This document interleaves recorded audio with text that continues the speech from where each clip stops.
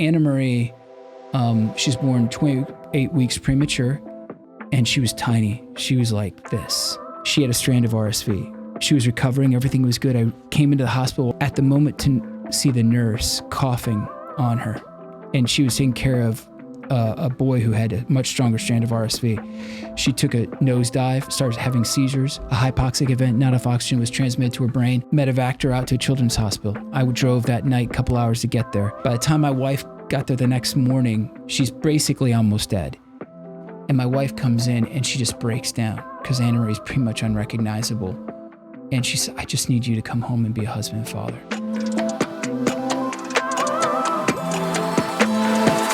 My wife, she's so good. She's like, let's do it. Wow. Crazy That's woman. incredible. She's nuts. And look at what's happened. Man, faith. Praise God, yeah. Faith and a bit of crazy. Bless. I moved? Yeah, it's all good. You're good. Oh, I did too. I think I was trying to... Yeah. We ready? Yeah. Devin Schadt, we're not even going to pretend that we didn't just record 20 minutes and then it all got fried. Someone doesn't like this. 100%. Yeah. There's an enemy. Yeah, for sure. Yeah. Yeah. A lot of what you have written and speak about has to do with, it's about men. It's about helping men become sons and husbands and fathers. And you've said that this is extremely important. You think maybe one of the most important things. Yeah. What is it when you look around the world? What is it that, what does this absence look like to you? And why is it that most of the world doesn't even consider the absence, let alone mourn it? Oh, well, there's a lot of reasons for that, but let's just paint the picture. If statistically, so 90% of youths in prisons come from fatherless homes. Children from fatherless homes are 32 times more likely to run away from home, 6 times more likely to commit suicide. If you have a single mom raising her kids, the poverty level is almost 50%. Dropout rate is 70% out of high school. I think, no, actually there's a 70% probability if the father's still in the home that the child will graduate. But obesity, depression, there's like 70% chance that the child will suffer from those things without a dad in the house. Columbia researchers found that children from 2-parent households who have a strained relationship with their father are 68% more likely to get into drugs, alcohol, premarital sex. And then I think Pew Research found that dads have twice as much power in helping their teens stave off premarital sex. And then there was a fascinating statistic that came out years ago. I don't know if it really still applies, but if the father was or if the mother was the first to convert to Christianity, there was a 17% probability that the family would follow. But if the father was the first to convert to Christianity, there's a 93% probability that the family will follow. All this says is that the human father is the epicenter. He is the foundation, because society goes by way of the family and the family goes by way of the father. If you want to change the world, you get that guy, you change him. And because if we want to convert the world, the church must be, I guess, renewed. And the church is in desperate need of renewal. I think it's starting to happen, though. And if the church is to be renewed, the microchurch of the domestic family must be restored to what it really is called to be, which is an icon, a living icon of the Trinity, self-giving love.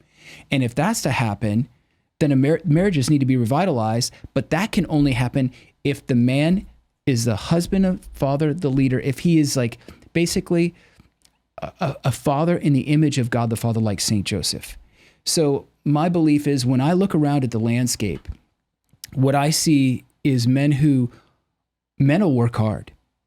Men are goal-oriented. They are doers. A lot of times they're achievers, but they're shooting for the wrong target. And, I don't care how much I shoot for the wrong target, hit it dead center every time, I'm still not hitting the target. And that's what we're doing. We're achievement, fame, wealth. These are the things that men are, or just getting the attaboy at work, which we all liked. But human respect is shifting sand upon which no man should build his house. Because you might like me today, and so I live my life to get you to like me. Mm-hmm. But then if you shift, you don't like the way I dress, the way I act, the performance, whatever I'm doing at work, then I need to shift from my identity to please you. And then pretty soon I keep shifting to where I'm no longer who I really am. And my identity is meant to lead me to my destiny. Who God created me to be is going to help me to achieve what he wants me to be for all eternity. And I'm going to bring others with me. So when a father is checked out, let's just put it this way. There's a great study. Oh man, this just came to mind. There's a great study. It's the longest study on human beings that's ever been done consecutively. It's done by Harvard. Robert Waldinger, it's the largest TED Talk ever, 45 million. And Robert Waldinger is the fourth lead facilitator on this study. It began in 1938 during the Great Depression, and they had two subset groups. One was sophomores at Harvard, and the other one were inner city kids in Boston, very poor. And they started following these kids. There was 724 of them. And they followed them throughout their lifetime, the trajectory of their life, their marriages, their relationships, their kids. That study is still going on today. There's still 64 participants who are still alive from that original study. And there's now thousands now participating in it from the outgrowth of it from, the people's families. But this is what's so fascinating about it. They were like, what makes people live longer? What gives them greater health? What are the greatest predictors of like death or early death or disease, all these things? And they were saying, what do people want the most? Well, millennials, 80% of them, their life's goal is to be rich. 50% is to be famous. Studying these men, achievement, wealth, fame, a lot of those guys, it brought them sorrow and loneliness, even if they achieved it. But the one factor that was a predictor in longevity for health and life was relationship. Mm-hmm. If you had one solid, loving, caring relationship, even if you bicker with that person, that relationship would prove to give you additional years in life and a healthier outcome. And your brain would function better. What they found is 1 out of 5 people suffer from loneliness now. And they're finding that toxic loneliness actually declines brain cognitive, functionality. And it also causes health problems. It's like toxic loneliness is... What does that mean? What's toxic loneliness? So it's where you have no friends and you feel isolated. And if we believe the stats, Pew Research just came out saying that 15% of men have toxic loneliness. They don't have any friends. So would toxic loneliness be defined against loneliness in that it's not just occasionally, right, or moods of loneliness, as it were, but kind of deep set, ongoing feeling of... I think it's cyclical, or it's a dynamic where you get trapped inside of it, where you can't get out because you have no friends, therefore you forget how to socialize, or you're not practicing at that, and then you don't take the risk to do that. You're afraid people will betray you, or you become suspicious, and therefore you become trapped in this dark room of self, and then you begin to have the deprecation, the disparaging comments about yourself, the discouragement that leads ultimately to despair. But toxic loneliness, the effect on the neurological system body is the equivalent of smoking a half a pack of cigarettes a day. It's insane. So what you're saying is if I have a good relationship, I could smoke a cigar a day and it'd even out. You'll be okay. Good. You'll be okay because it heals. Yeah, the relationship heals. Yeah. That's wild. Yeah. So it covers a multitude of sins. Yeah. Right. Friendship. Yeah. Love and friendship. Wow. Right. So I'm thinking, I keep coming back to this line of Christ's Satan has desired to sift you as wheat. Yes. What a bastard. Well, and look at what he did with Peter. He isolated him. Yeah. Peter sinned and he went out and wept bitterly. Judas, isolation. That's where the devil works on us. And this is why I bring this up, is the most difficult thing for men is relationship. Because we are goal-oriented. We're solution-based. And so you give me a project, I'm on. I'm going to finish that project. We're going to do it right. We're going to watch a ton of YouTube videos, whatever it takes to get that job done. But a relationship isn't a project. It's a person. And relationships are hard because I don't know how to fix my wife. I don't know how to fix my children. And that's actually not the problem. That's actually the reality, is you're not supposed to fix anyone. what you're supposed to do is actually enter in and love them and give of yourself. And then there's a flourishing in you and in them. And that's what we call family and marriage, at least the way it's supposed to be, the way that God designed it. But this is what's so interesting about that study from Harvard is that we're meant for relationship. And why? And you know this better than I do, but God is eternal relationship. Three persons so self-giving in their love, they're literally in the other. One. And then it's the exitus, reditus. From God, we are born. We are created. And then he wants us to return back ultimately to that beatific vision, to that relationship, so we can participate in it for all eternity. But it goes by means of the human relationship. So we have to learn how to have a relationship with God now. We have to learn how to have a relationship with our wives now, our children now. That is the context for sanctity. That's the context for salvation. That's the context for holiness, is the relationship. When we don't enter into those relationships and we're workaholics or we're trying to achieve fame or wealth, we miss the target.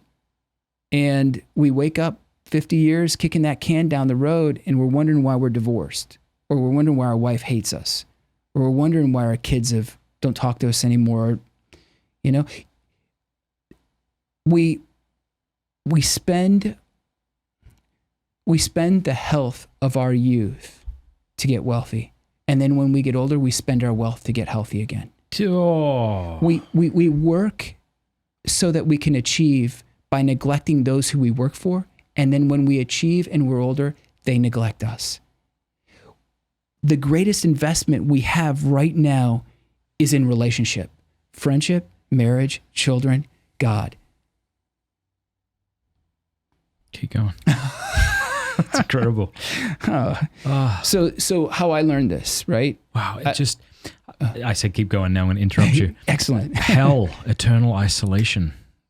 You right? nailed it. Heaven, eternal communion. Oh man, that was so, back again to the theology body. That truth right there, I just remember thinking, I actually will be able to participate in God. Like, I'm going to give myself to God for all eternity. Like, for the first time in my life, I can look into someone's eyes and have no hidden agenda, no shame, no worry that I'm not going to be accepted. God is going to enter into me and allow me to enter into him with self-giving love, and with all these other people, that there's going to be this unity and there's going to be this huge party and bliss. Why wouldn't I want that? And then I realized, I'm like, oh, what is hell? Hell is toxic loneliness. Yes, ad infinitum. No hope, no way out, darkness, pure accusation. And a desire for it in a way, right? Yeah, because the fire of hell, this is why I believe, I don't know if this is true, but you've got three fires. You got the fire of hell, the fire of purgatory, the fire of heaven. The seraphim, the highest of the angels, the burning ones. Is that what that means? Yeah. That word? I think so, yeah. Awesome. I hope so. The way you pronounced it made me think you knew the etymology. I'm trying to sound smart. Yeah. The seraphim, okay. But they're the burning ones, so they're literally on fire with God's love. Lucifer, the light bearer, was literally on fire with God's love for a time. So in heaven, the descent of the Holy Spirit on the apostles with fire. That fire is a purifying fire, but it's a fire of love that ignites, and it just is, when you feel something for your wife, or that fire, you can, it's great. Purgatory, as we believe, is it 1 Corinthians chapter 3, verse 15? Paul talks about, on that day, the day of judgment, we will pass through fire, and that fire will disclose our works, straw, hay, and then wood, but then some that are more durable that will pass through. Those are the works of charity. It is the fire of the Holy Spirit that burns us, that tries us, that purifies us, so that we can burn with eternal fire for the Lord for all eternity. It won't hurt. It'll be joy. It'll be gladness. It'll be charity. But hell, I believe, is that it's all around us, because God is still present. That's why it exists. It's all around us. But it's a torturing fact that I refuse to cave in. I refuse to give in to the Holy Spirit. I refuse to say, not my will, but yours will be done. And it's interesting, because when Jesus says there will be wailing and grinding of teeth, but then he talks about bind that guy. Remember the guy who didn't have the white garment? Bind him, hand and foot. It's because hell, really, like St. Teresa of Avila said, she had, it was, her spot was like a cupboard hole in the wall, which she couldn't move. The idea is you are stuck in isolation with no movement. We can't ascend. The gravity of hell, of self-idolatry, it weighs us down so much. It is the greatest gravity. Whereas the angels and the saints, they fly because they're not held down by self-idolatry. As that gravity of self. said, they are able to fly because they take themselves lightly. Right. I wish I would take myself more lightly, for sure. For sure. But that's all born out of wounds, from my youth, and that's the big struggle. I think men are so wounded. We live in a generation of men who were raised by men who thought, well, let's just put it this way. We had the 2 world wars, and those men ended up coming back bearing their emotions. It was too painful. And then there's the generations after that because they were raised by fathers that were bearing their emotions, they didn't know how to do that. They didn't know how to be good fathers. And so they, invested themselves in work and initiatives. And then you have radical feminism, pornography, that all comes. And then you've got these generations now of children who grow up with massive father wounds. And and this is fundamental to everything, is trusting God the Father. If you don't, so trust is the base. We're talking about relationship. Trust is the basis of every great relationship. If you don't trust me, there's no relationship. If I don't trust you, there's no relationship. You trust me to be here. I trust you to invite me here, and it's all going to be good. In a marriage, it's so much deeper. With our children, it's so much deeper. But if we don't trust God the Father, then we're not passing on the trust that we should have in that relationship. We're just passing on suspicion, doubts, using, objectification. And I think this is why men kind of tend to go to 2 polar extremes in leadership: abdication or domination. So we see with Adam, abdication. He's there. He's been given the commands by the Lord to protect and defend the garden. And in the Hebrew, the commands were to till and keep the garden, avad and shamar, which literally are cherish and protect. And garden in Hebrew literature, Song of Songs, as we know, a garden is a woman enclosed, a fountain sealed. She's a garden. So God is saying, really implicitly in the text, you are called to protect and provide for her and be the priest, because where was Eve when God gave all the commands? Not to eat from the tree of knowledge, good and evil, all that stuff. She didn't even exist. She's a twinkle in Adam's rib, So she didn't even exist. So he's saying, you've got to transmit these commands to her. Then what takes place in the garden is all this shifting. What's going on? Is she upset because Adam's not stepping in when the Nahash, the serpent, the beast, is intimidating her? And she's like, I'm not getting any affirmation from him. He's not protecting me. He's not sacrificing for me. He's abdicating at his post. I'll lure him. I'll entice him. And I think that's the dynamic we have today a lot of times, is when women don't get the sacrificial love of the new Adam, Jesus Christ, through us, then what they do is they dress provocatively. They put themselves on show. They do things to try to win that love by being used and manipulated and objectified. I was at a conference in Damascus camp in Ohio. Yeah. Huge. But all these young adults, men and women, and it's just a great event. And I remember at one point during the event, I said, women, what do you want in a man? Would you want massively handsome, wealthy, but he's probably not going to sacrifice for you? Maybe he's a little bit into himself. Or would you want a guy who's adequately attractive? You would find him attractive adequately, but he's into you and he would sacrifice for you. And I couldn't believe it, the reaction. The women started screaming, sacrifice, sacrifice. And all the adequately, moderately looking guys were like, I'll do my best. And one was like, the second one, yeah. And I was like, and it just really hit me. I'm like, man, women really want the sacrificial love of the new Adam. They don't want the abdicating, pusillanimous, not love, selfishness of the old Adam. And it's interesting. My wife and I were trying to write this book, and we've been interviewing women, and we were asking them, what makes a man appear weak and not strong in your estimation? In whose estimation? In the woman's estimation. A lack of leadership, laziness, unwillingness to enter into the fray to protect her from the children, to discipline the children, to lead the children, an unwillingness to protect her in front of his friends. That came up many times. Really? It's like, yeah, because so like a lot of times men will make jokes about their wives. Oh, the old ball and chain, or, oh yeah, I'm not getting any from her, or whatever, blah, blah, blah. These women, they feel so betrayed and vulnerable because their men are not protecting them. And the one thing that we found is that what women want to be protected from the most is us. Our insecurities, our inferiority complexes, just like we talked about earlier, weighing them down with our emotional needs, need for validation and affirmation and attention. And man, I'm the biggest enemy to my wife besides the devil. Or I can be Jesus Christ to her. I can bear her burdens. You do this with your wife. We are called to bear our wives' burdens as our own. That's challenging, especially when the burdens are heavy. I mean, my wife has incredible challenges right now.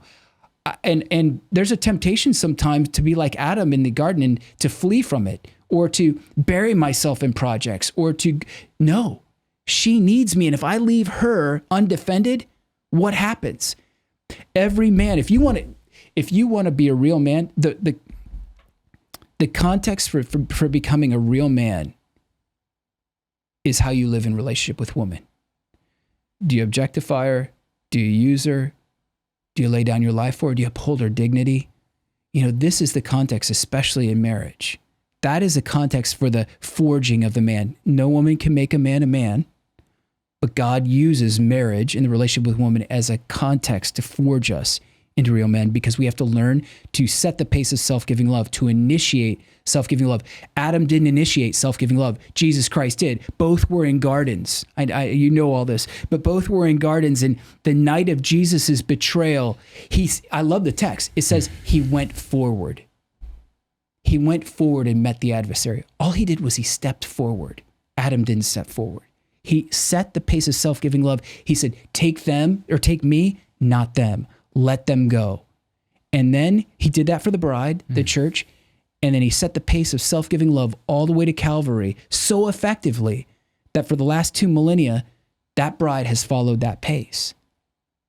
That's, if we want our wives to love us, to think we're the greatest, to uphold us in high esteem, all we have to do is sacrifice. All we have to do is set the pace of self-giving love in little ways and begin to show them that without bragging or complaining, Yeah. It's so apparent that women want men who are strong and who lead, and it's apparent from what the woman desires and from what the man desires. Yeah. Suppose it's 3 a.m. and you hear a loud crash inside the house, and you look at your wife and you're like, "Can you go see who it is?" Yeah. The woman would loathe you, and you would loathe yourself. Yes. If a woman gets down on her knee and proposes marriage to a man, this is disordered. Yeah. If I lay around dreaming of my wife holding me, oh my gosh, there's something disordered. Oh my gosh. But no, I desire to hold her. I'm the giver of the embrace. Yes. Now, there might be a time where I lose my parents or my child and I'm in a place of trauma or something, and my wife gives the embrace to hold me. I'm not trying to go to the other extreme. I'm just saying it's a natural desire. The man wants to give. The man wants to lead. You ask a man, how do you want to be remembered? And he doesn't say, well, I want to say to my wife, well, you talk to our kids because I just don't want to be not liked by them. Like the man wants to freaking crush it. Man, a friend of mine, he and his wife kind of wore the pants in the family, and they were listening to some talk or something as they're on family vacation. And it was kind of about spiritual leadership, and she said to him, as they were driving, she goes, I want you to be the spiritual leader from now on. I want you to lead our family. And he was like kind of concerned, but at the same time, he's like, yeah, okay, cool. I'll try to step in that. But then, he's like, I wonder what this is all about. And then it came time for them to stop to eat. And the kids are clamoring. They're like, I want to go here. I want to go there. I want to go here. And he says, Mom's going to decide. And she goes, no, I'm not. You are. That's right. And he said, and this is what's hilarious. He actually began to sweat, because he realized that some kids are not going to like the decision. Yeah. Some kids might. But over the years, what he had done is he'd placed all that burden on his wife to be unguarded and unshielded for everything. And I think that women, so when women, that Kent State study, they're looking for the chivalrous man, the man with wealth and muscles. And we need to talk about that a little bit, I think, too. But that Kent State study showed that radical feminist women even want the wealth and the muscles. They want a man to lead and to protect and provide for them. But when they don't get that, that's where the breakdown happens, is there's resentment in marriage and all the kind of, the division. Yeah. Yeah. But yeah. Yeah, and we'll let women talk to women about why they shouldn't be controlling horrible wives to their husbands, because there are controlling horrible wives. You know that? Yeah, right. Yeah, absolutely. We'll let women talk to women about that.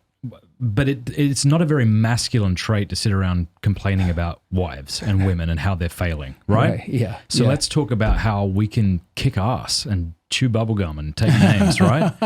Because enough's enough. Yeah. I'm tired of it. I the other day I sat down with my kids and I said, I'll show you this show that your mum and I used to watch when we were kids. And it's that old cartoon called The Flintstones. Oh, right. We had it on for a minute before my wife and I were like, this is feminist trash. You've got two bitchy women dominating two dopey men. And both my wife and I were horrified. Yeah, we were conditioned by all that. This is the crap we watched.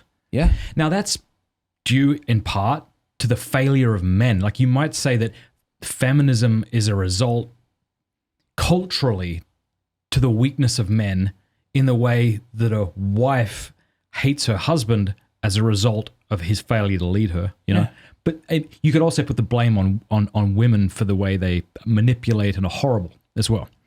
But we were absolutely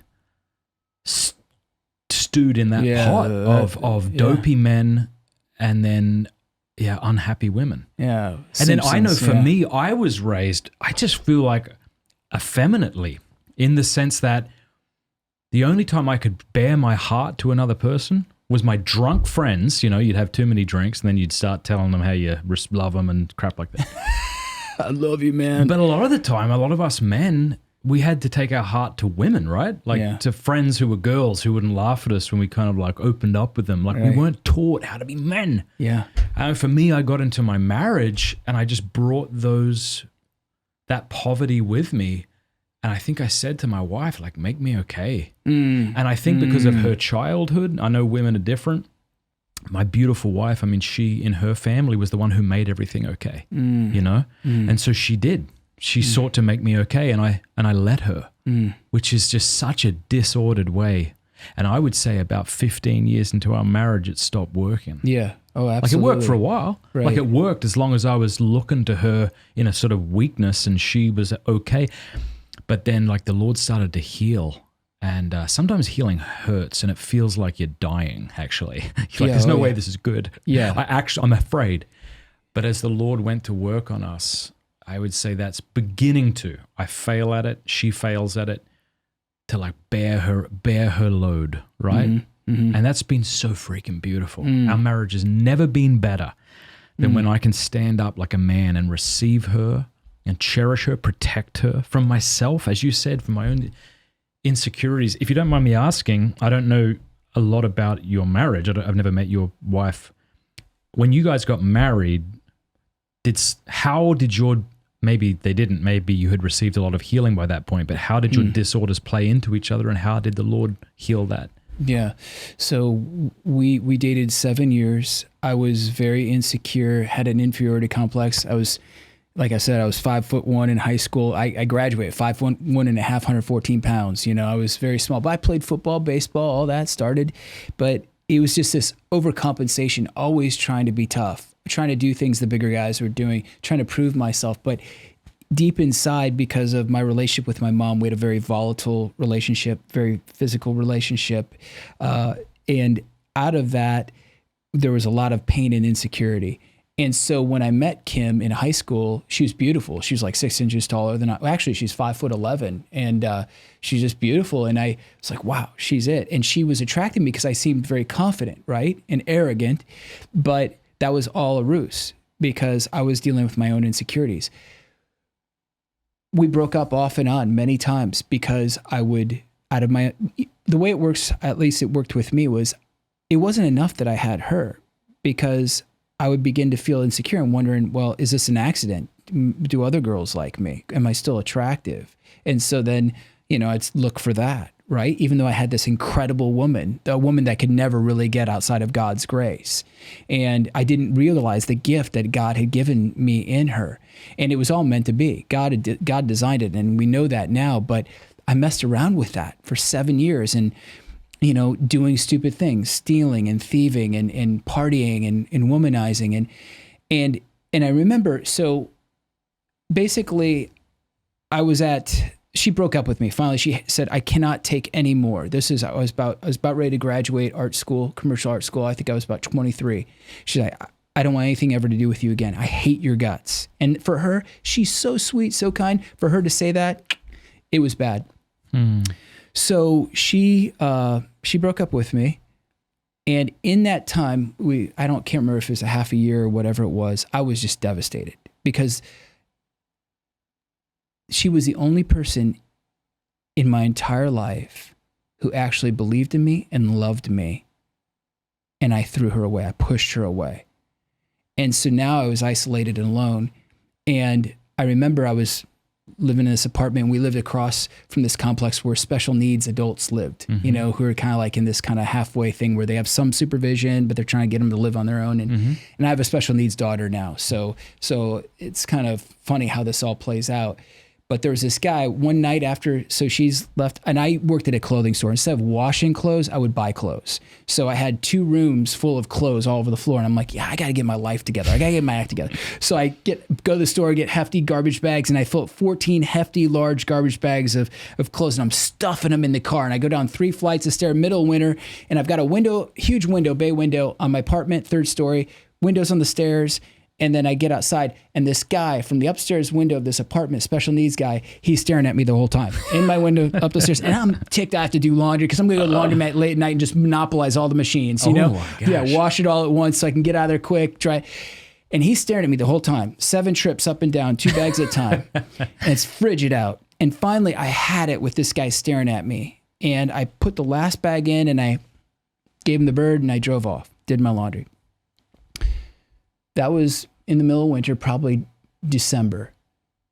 It was May, I think, April, May, beautiful spring day. I was coming out of my apartment, and there he was again, and his window was cracked open. And I'm like, oh, not this guy. I was heading to work. And he says, hey, buddy, sorry about the other day. And I was like, what? Hey, no problem, man. No problem. And I got in the car. And I went to turn on the car, and I just sat there realizing that up to this point in my life, this is what I did. I trashed the people around me. I hurt them. I, used them, manipulated them. And then they take the brunt, and they feel like it's their fault or their life is miserable because of it. And so that was like an opening. Like, because I think I was possessed. I think I was obsessed or something. I was in a life of massive darkness, like I said, stealing and doing all sorts of vandalization, all sorts of stuff. That was a little opening, like, I need love. I need something here. I'm missing something. And I would go out, shoot hoops at this parking lot to get Kim off my mind, because I was suicidal at this point. I was suicidal throughout my youth, I had that temptation or tendency, but now it was really dark. Okay. There was no hope, because she was the only person that really loved me, and it was gone, and it was deep.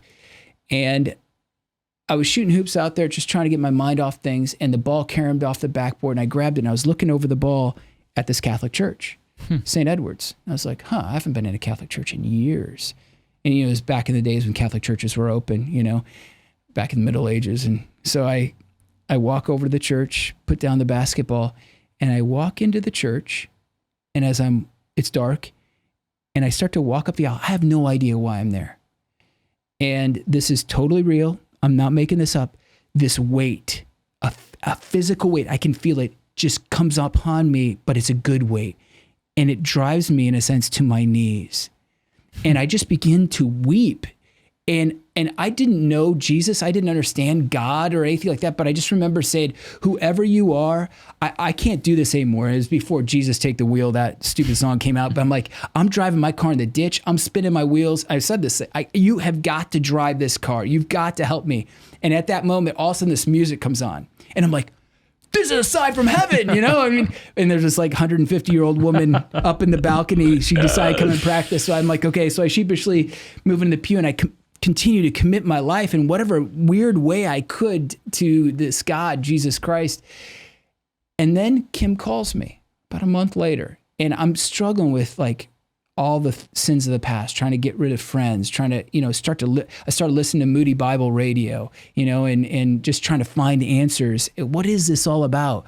And she calls me. She says, I hear you're going back home. I hear you're leaving, after I graduated. I'd like to see you one more time just so we can end on a good note. Like, okay, cool. But back in my mind, I'm like, man, it'd be so great to get back together with her. That was not her intention at all. And so we went out, great night and great conversation. And I'm like, man, I love her. I just want her back. And so I drop her off at her apartment. And she goes to get out of the car. She opens up the door and she just starts crying. And she said, I promised myself that I would hate you forever. And she said, I don't know, something's happened to you. What happened to you? What changed? And I said, I surrendered my life to Jesus Christ. And you know what she said? I want that too. And then she gets out and she closes the door. She goes into her apartment. I'm like, that's it. That's it. And so I go back, I move back home. I don't hear from her for months. And then finally she calls and she says, do you think you could, she lived about 3 hours away. Do you think you'd come up and see me and we could talk? And man. Wow. And God gave her back to me. I remember during that time just praying like, Lord, if you can't give her back to me, give me a woman that I will love more. And he did. He gave me her. She was unbelievable. And she has been, like, she's the invisible power. God is, of course, but she's the invisible. I've written 22 books. We've raised a special needs child. I recovered from cancer. I mean, she's walked every bit of this with me. She is the power behind me. Behind every good man is a greater woman. You know that. And she is it. It's definitely true in my life. I don't know if it's true always, but it's definitely true in my life. Man, she has been the fuel, the power, the confidence to do stupid things, and to do those stupid things well, and so, yeah. So after that, then that was where the virtue starts kicking in, the effort to try to find out who Jesus is and to live for Jesus. She went to Catholic school her entire life. And I remember starting to get into my faith. I came back to the church after church hopping, trying to figure out if I should be Baptist or Methodist or whatever. A girl tried taking me to her church and stuff like that. And while I was broke up with Kim and I was just, after I had my conversion and I remember, so I went back home. And I thought, I think I need to go to confession. I didn't even really understand confession. And I only went to Catholic school 2 years and went to that priest. And I was confessing my life story basically to him. All the thieving, all the stuff I did. And it was serious stuff. It was a horrific confession, actually. All the stuff was coming over my lips. And I'm just like, I can't believe I'm saying this. And then when he absolved me, literally this incredible weight, I felt it just was lifted off of me. Wow. And he was absolved me. I said, stop. Something's happened. This weight has just come off me. He says, that is Jesus taking your burden and your sin upon himself. And I'm like, oh my gosh. So I knew that I was supposed to be Catholic. So I went back to that church, St. Edward's, where I had that experience. And I called my first Holy Communion. I went to Mass and I received our Lord. And in that moment, and I'm not making this up, I received our Lord, and there was this burning sensation all the way into my chest, and it was a good burning. Seraphim, the fiery ones. It was God's Spirit, and I couldn't even get around the corner of that front pew I just broke down. And I knew the Eucharist was real like that. Those were huge graces for me, huge graces. But Kim, it wasn't like it was immediate for me, like where I was just like, oh, I'm virtuous, and I had to deal with so much, and I still do, but God had me secure. he was like, okay, now we can work together on you. And I'm going to make you into this son that you're going to be proud of and I'm going to be proud of. You're going to please me. And it's just been a wild journey ever since, you know, with cancer and a special needs child. And now my wife's got a serious chronic illness that looks like it could be deadly. So, you know, it's amazing, you know, the journey the Lord has us on, you know. You've done a lot of men's ministry. What happens to a man in his marriage when he doesn't believe that he is a beloved son? What does he do without that knowledge? It's disastrous. So he will turn to his work to gain affirmation that he's good enough. So he'll become a workaholic, or he will turn to pornography or to adulterous situations in order to be affirmed. He will either dominate his wife and his children, like the machismo, the heavy hand. Yep. Or he will abdicate and just become a video gamer, or just check out and booze it up with his buddies all the time. And so there's so many effects. He will chase dreams that have nothing to do with the relationships that are most important in his life. He'll wake up 50 years from now, like this happens all the time. I'll give talks at conferences or retreats, and there'll be an older guy or several older guys that'll come up to me just bawling, and they'll say, "Where were you 25 years ago?" Because they've invested their life in all these things that they thought would make them happy and fill that gaping wound of the fathers love, and nothing fills it. But on the flip side, what did you say earlier? They spend their health. Yeah. Okay. So men will spend they will spend their health of their youth to gain wealth, but then later on in life, they will spend the wealth that they've obtained in hopes to regain that health. They will work for the family that they're neglecting, only later on to have that family neglect them. This is how it ironically plays out. It all boils down to this. Really, I think when I started getting into all this and I discovered Saint Joseph, he was really pivotal in all this because he is the exemplar father. I realize that a lot of people say there's not much about him in Scripture. There's a ton. There's so much there. And that's what our whole spirituality, the Father of Saint Joseph, is based off of his 4 pillars: embrace silence, embrace woman, embrace the child, embrace our charitable authority. But what I found, though, is this. If I could put in one simple statement, we men, we fathers, we are called to be the face of the Father that our children cannot see. We're called to be the voice of the Father that our children cannot hear. We're called to be the touch of the Father that our children cannot feel. As Malachi chapter 4, verse 6, that great prophecy, God through the prophet Malachi says, in the end, before that great and terrible day, where I will accurse the earth, basically, he said, I will turn the hearts of fathers toward their children and the hearts of children toward their fathers, lest I come and strike the land with a curse. God is giving us his game plan for salvation, sanctification, for the kingdom of God. What is it? Fathers, turn your gaze of love and affection and attention, yes, discipline, but properly speaking, toward your children, so that they will not only turn their gaze of love and trust back toward you, but toward me, the one whom they represent, the Heavenly Father. See, we are the link between heaven and earth. We're the link between God the Father and our children and our wives. We're called to be the face of God the Father to the world around us. And there's a vacuum, a massive void and a hole in this area. And why? Because we don't want to go home and be St. Joseph. That's what happened to me. After I had cancer, a friend of mine, so what happened was our daughter, Anna Marie, she was born at 28 weeks premature. She was like, basically a little under 6 months in the womb. What child was this? Third child. Okay. Third child. All women, all girls. Mm-hmm. She's now 24. But Anna Marie, she's born 28 weeks premature, and she was tiny. She was like this. Her leg was the size of my index finger. Oh. And she was in the NICU unit for about a month. And then she came home. We had our little precious Anna Marie. Everything was fine. Her digestive system, her lungs were all developed and working. Mm. And then within 5 days, she started having a fever. She was struggling breathing. So we brought her back to the hospital, but we couldn't readmit her to the neonatal intensive care unit because you'd infect the other babies, or she would. So we admitted her to the pediatric unit. Young parents, we didn't know anything. We were very sick ourselves. And so she was recovering. The doctor said she was recovering. We were at home. The family, we came to visit her one day because I had to keep the kids away from her, the wife, because we were so sick. RSV. She had a strand of RSV. She was recovering. Everything was good. I came into the hospital while the kids were in the car. At the moment to see the nurse coughing on her, and she was taking care of a boy who had a much stronger strand of RSV. She took a nosedive. She had 10 hours of apnea. They'd undetected. They didn't detect it. Started having seizures. A hypoxic event, not enough oxygen was transmitted to her brain.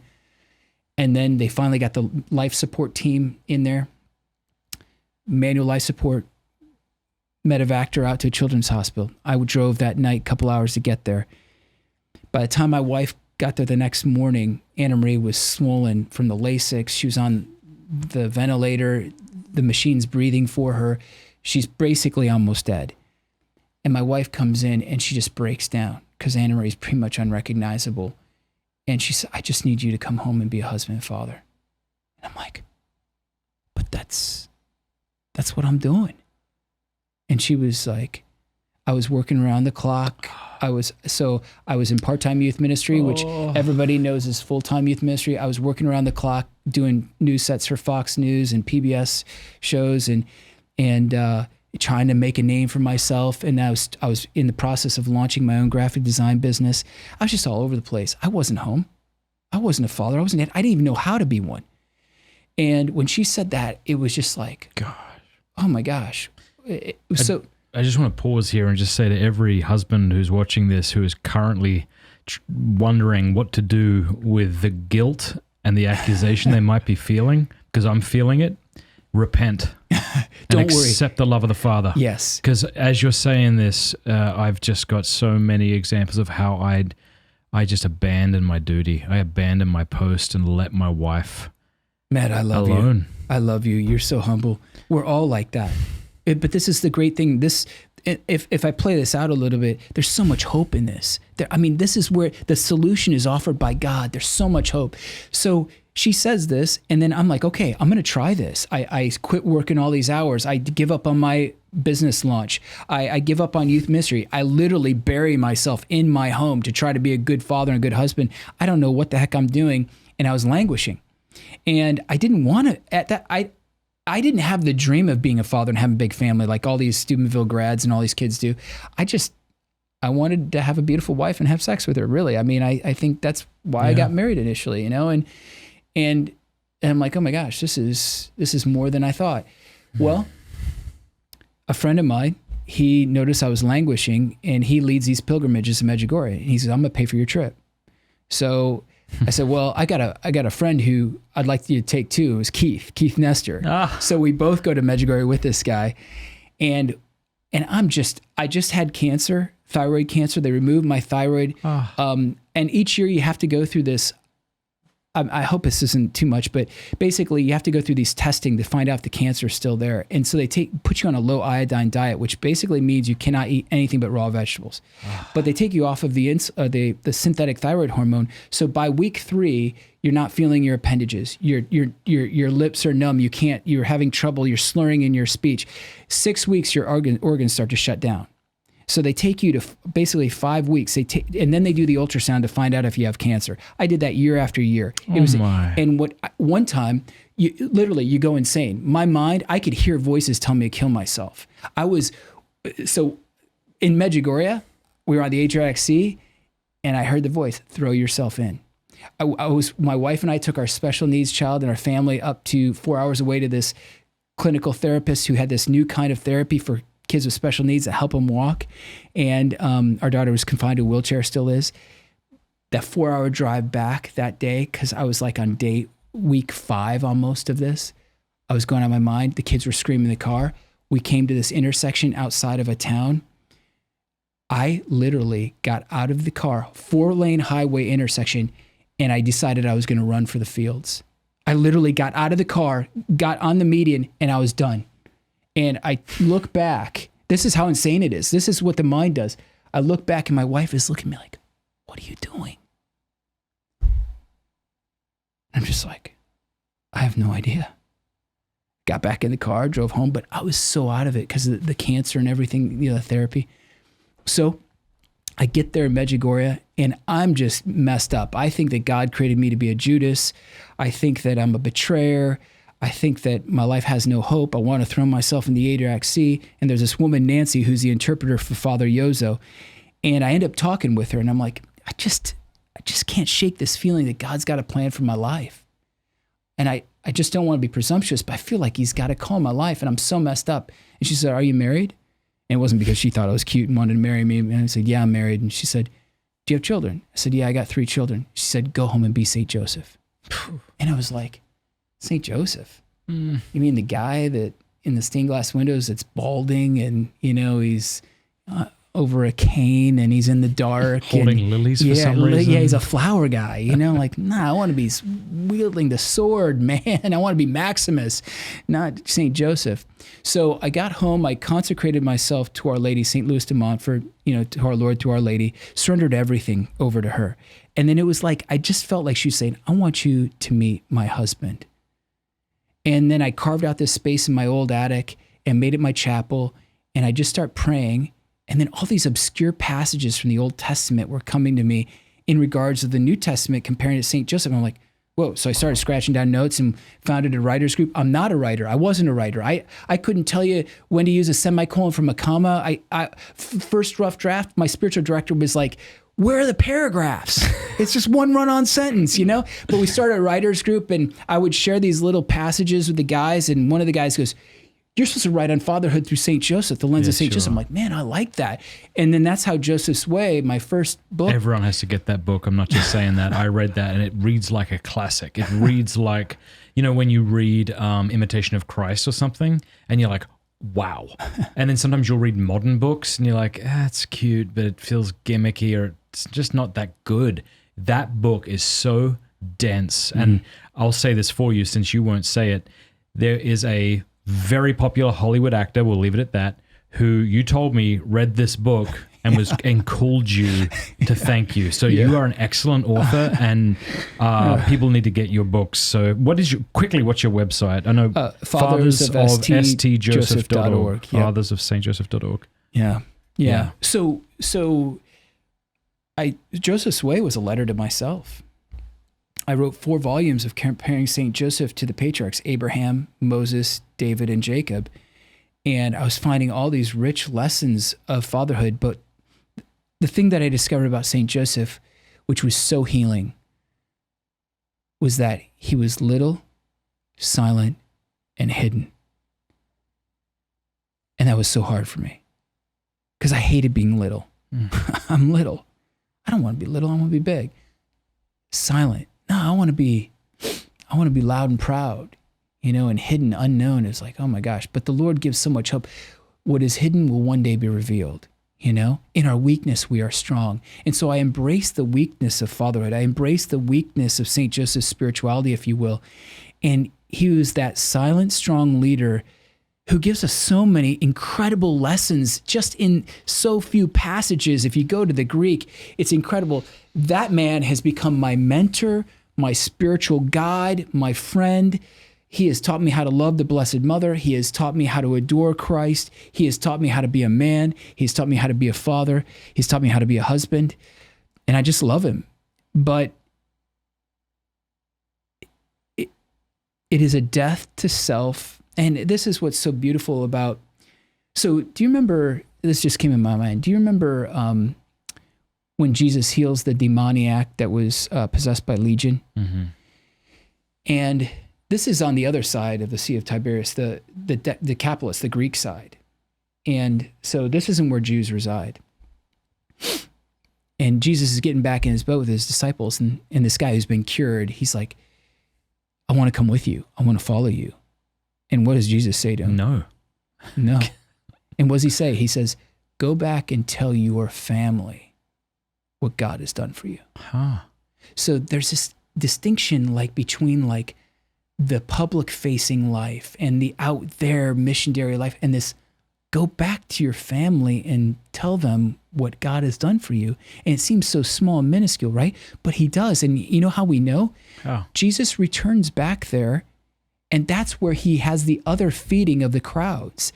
And there a lot of, mostly Greeks, tons of Greeks are there, because he went back to the Decapolis, the 10 cities, told his family, became a family man, and everybody's looking at him going, what has happened? And they're like, this Jesus thing must be real. We got to find this guy.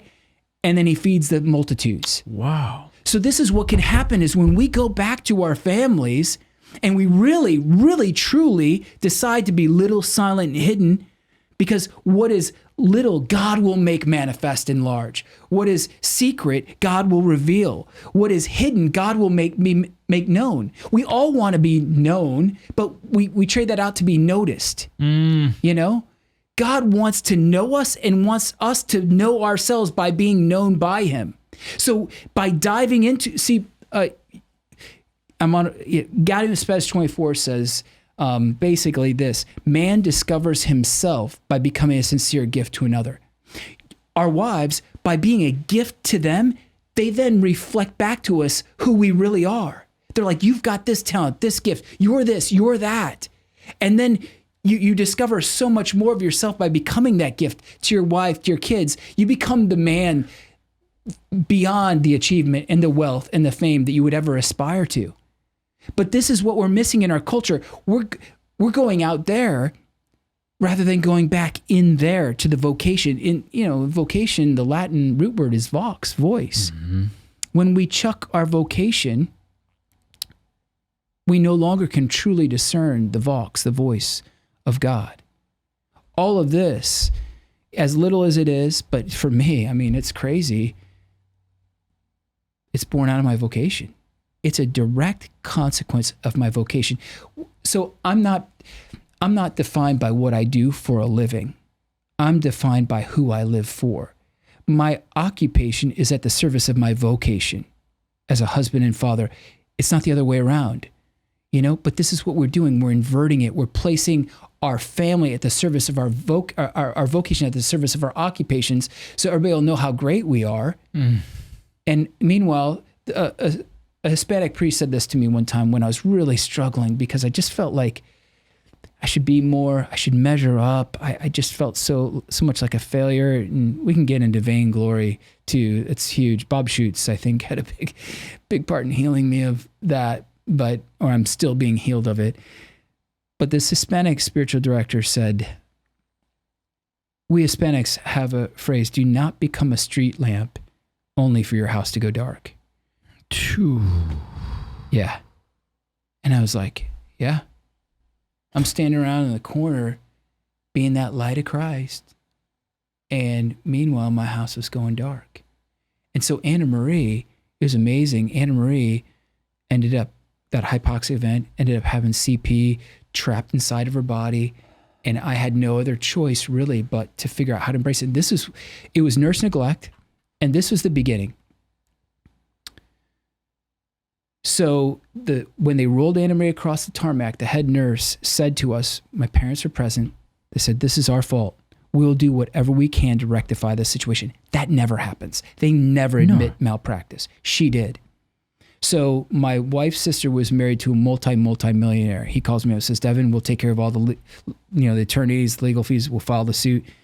We got this. Just let us know when you want to do this. Well, as I'm dealing with Anna Marie, who literally for the first 3 years of her life, basically all she did was scream because she couldn't communicate.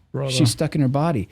And literally the insanity of all that, right? But as I considered filing the lawsuit, I found myself distancing myself from Anna Marie because I was saying, that's not what God wanted for us. She's not the daughter that God wanted for us. They took her from us. And that's a position I was holding to file this lawsuit.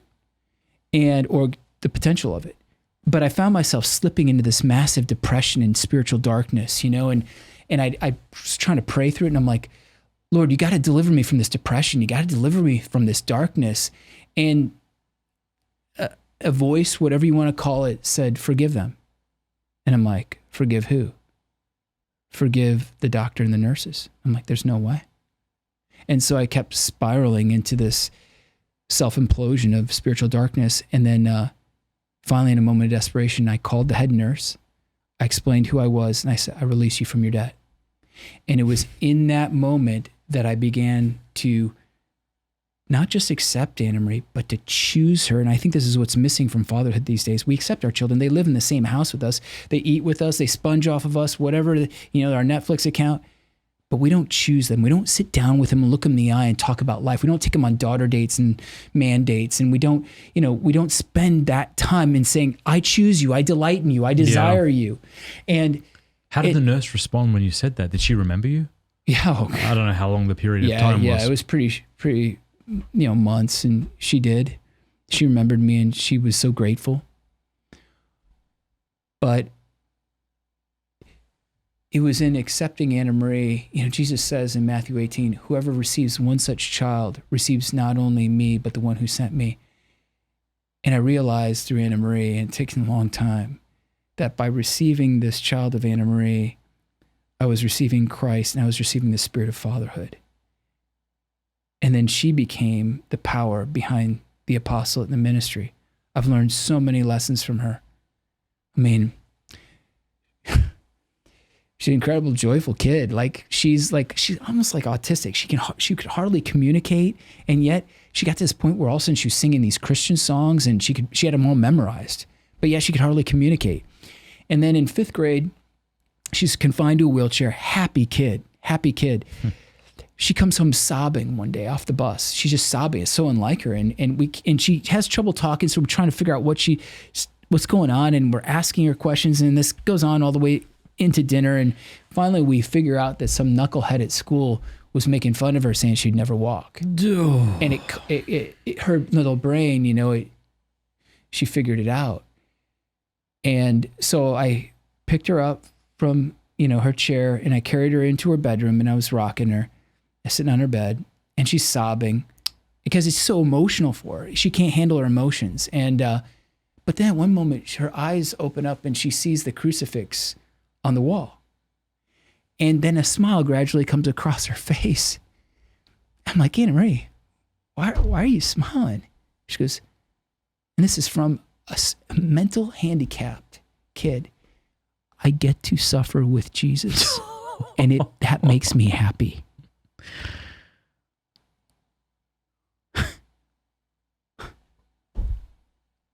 I'm like, man, I've read Aquinas, I've read Augustine, but nothing has hit me like that.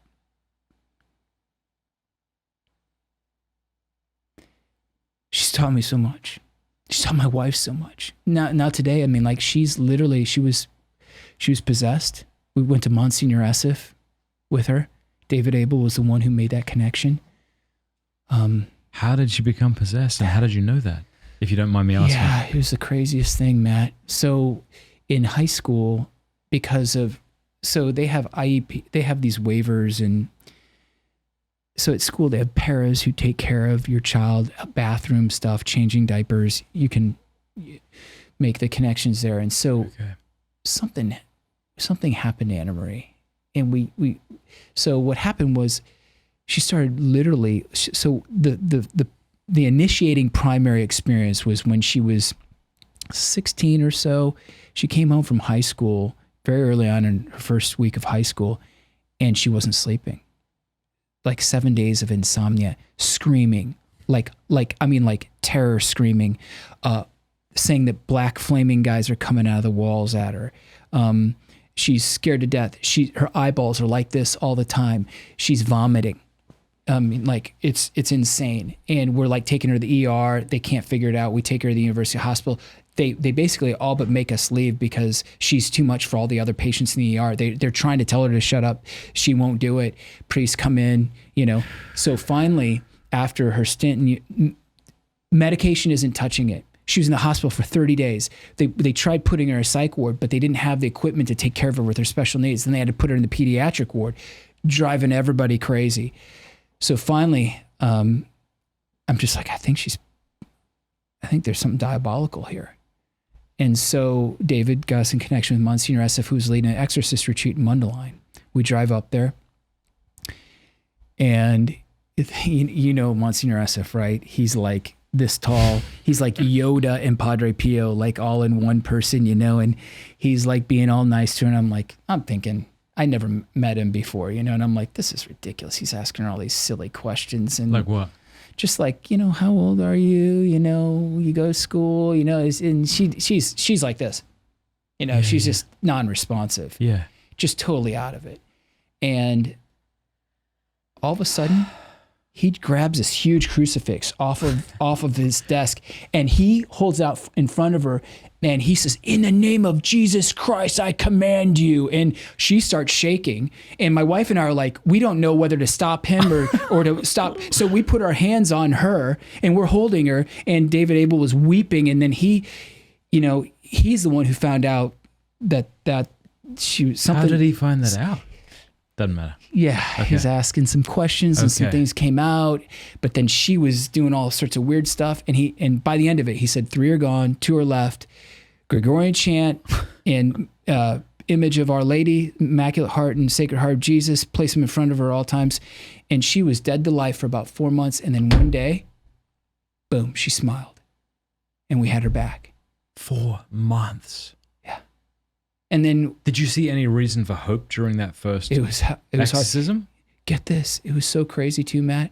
She had wounds in, you know, where your foot meets your, kind of like your shin. Yeah.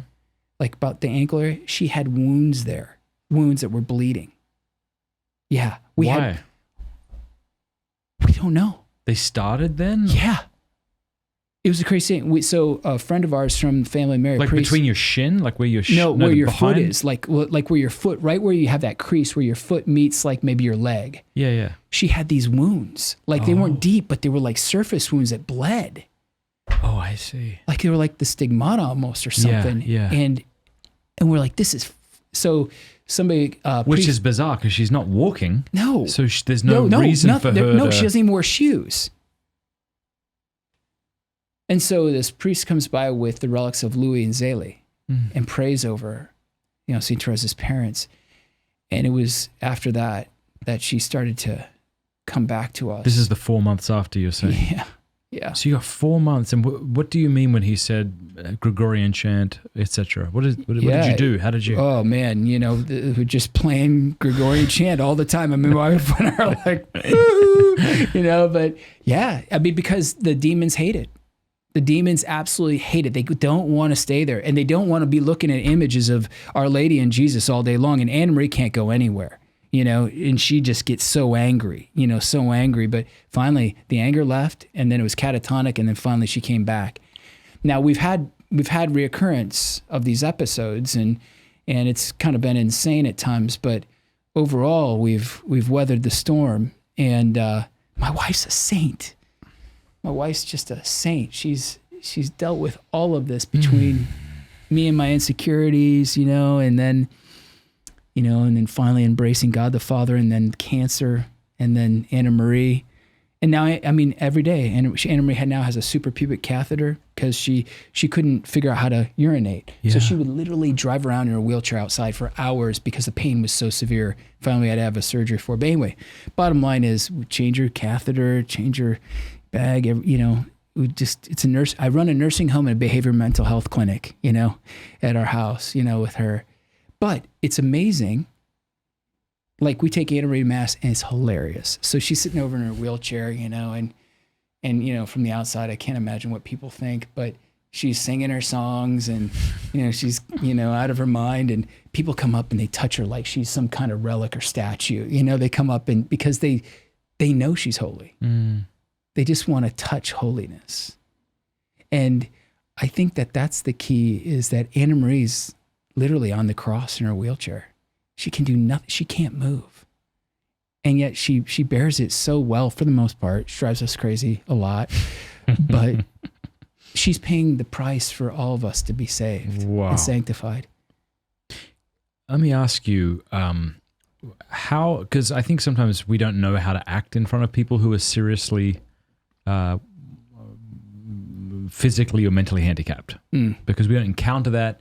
And then when we do encounter that, people feel awkward about that.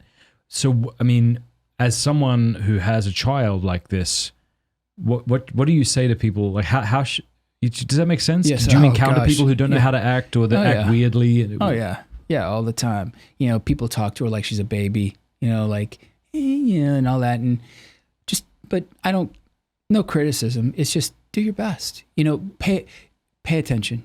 You know, that's the big thing. Why do people... We're afraid. Keep going. Sorry. We're afraid. Yeah, that's right. We're afraid. What are we afraid of when we see someone who's seriously mentally handicapped? What are we afraid of? Well, one, we're afraid of our own patheticness. Oh, we're afraid that we do not know how to love, to be empathetic, and we want to just get out. It's too. You know what it is? I think I hate that part of me. Oh gosh, that I see incarnationally in someone like that. Does that make sense? Oh yeah, we're crippled. Oh yeah, Anna Marie has shown me that I'm actually the one with mental handicap and spiritual handicap and all that. She is the one you're the one who's special needs, you know. But it is a facing of self, but it's also a facing of our inability to be empathetic. We don't know how. But at the same time of upholding the dignity of this person, we don't know how. How do I relate? How do I uphold their dignity? How do I love them? You know, because there's a barrier, because you're like, I don't know how to communicate. Therefore, I just don't know how to address this. But I love it when the people will just come up and touch her and ask her how her day is. She tries to tell them. Yeah. They don't understand her for the most part. But it's just try. It's just try. Just break out, you know? It's so funny. When my wife and I were dating in high school, they would go visit Hope Haven, which was for special needs kids. And she would talk about how they were just so loving. Like they would come up to her and hug her and embrace her. And they were just the most free kind of individuals on this earth. You know, they just trusted you implicitly. And my wife, when Anna Marie's on life support, and we kind of knew, No. Yeah, it was when Kim actually started hemorrhaging at one point with Anna Marie while she's pregnant. And a special needs magazine came to our house. We don't have a subscription to it or anything.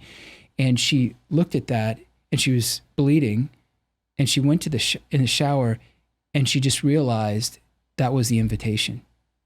She knew at that moment, that in her soul, that was the invitation. God was giving her an invitation, and she wept in that shower, and she said, I don't want a special needs child, but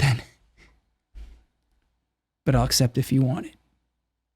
And God gave us that child. I'm like, how come your prayers can't, but anyway. And now my wife is just a saint, a living saint because of Anna Marie.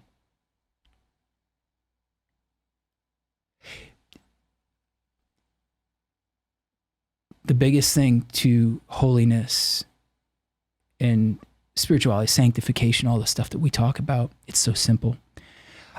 So maybe you can relate to this. I was talking with my spiritual director at the time, who was the prior of this monastery, incredible man, funny.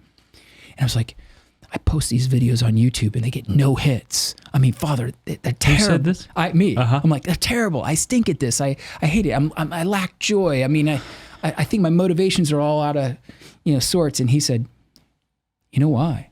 You know why you're joyless? I'm like, no. He goes, because you lack poverty.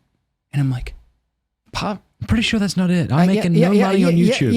That's, no, I'm not making any money off YouTube. But I was like, I don't get it. And he tried to explain to me the connection between poverty and joy and all this. And I was like, I just don't get it. I don't get it. So he said, okay, we're going to have adoration, self-serve dinners in the kitchen. Go grab yourself. You just got to go through the refrigerators. Well, if you know anything about monk food, man, I get in the refrigerators and it's like pan after pan of unidentifiable mush, and I'm like, oh my gosh. And so finally I discover in this little Tupperware bowl, like these cubes of cheese and like what looked like salami, and then a shriveled up olive and a shriveled up tomato on a toothpick, And I'm like, that looks like food. I'll eat those, So, but I hate olives, and the tomatoes are shriveled up too, and like raisins. I'm like, I'll just pitch them way deep in the trash so the monks won't see it, and otherwise they'll commit murder and then they'll be going to hell. So I begin to pray over this food, and the whole time I think, I hate olives. Thank you, Lord, for the food, and then I go to eat, And I'm thinking I'm going to throw away the olives. And then I thought, if I was a beggar, if I was a homeless person, I hadn't eaten for like 4 days, that olive would be like a ribeye. I would be rejoicing over that olive.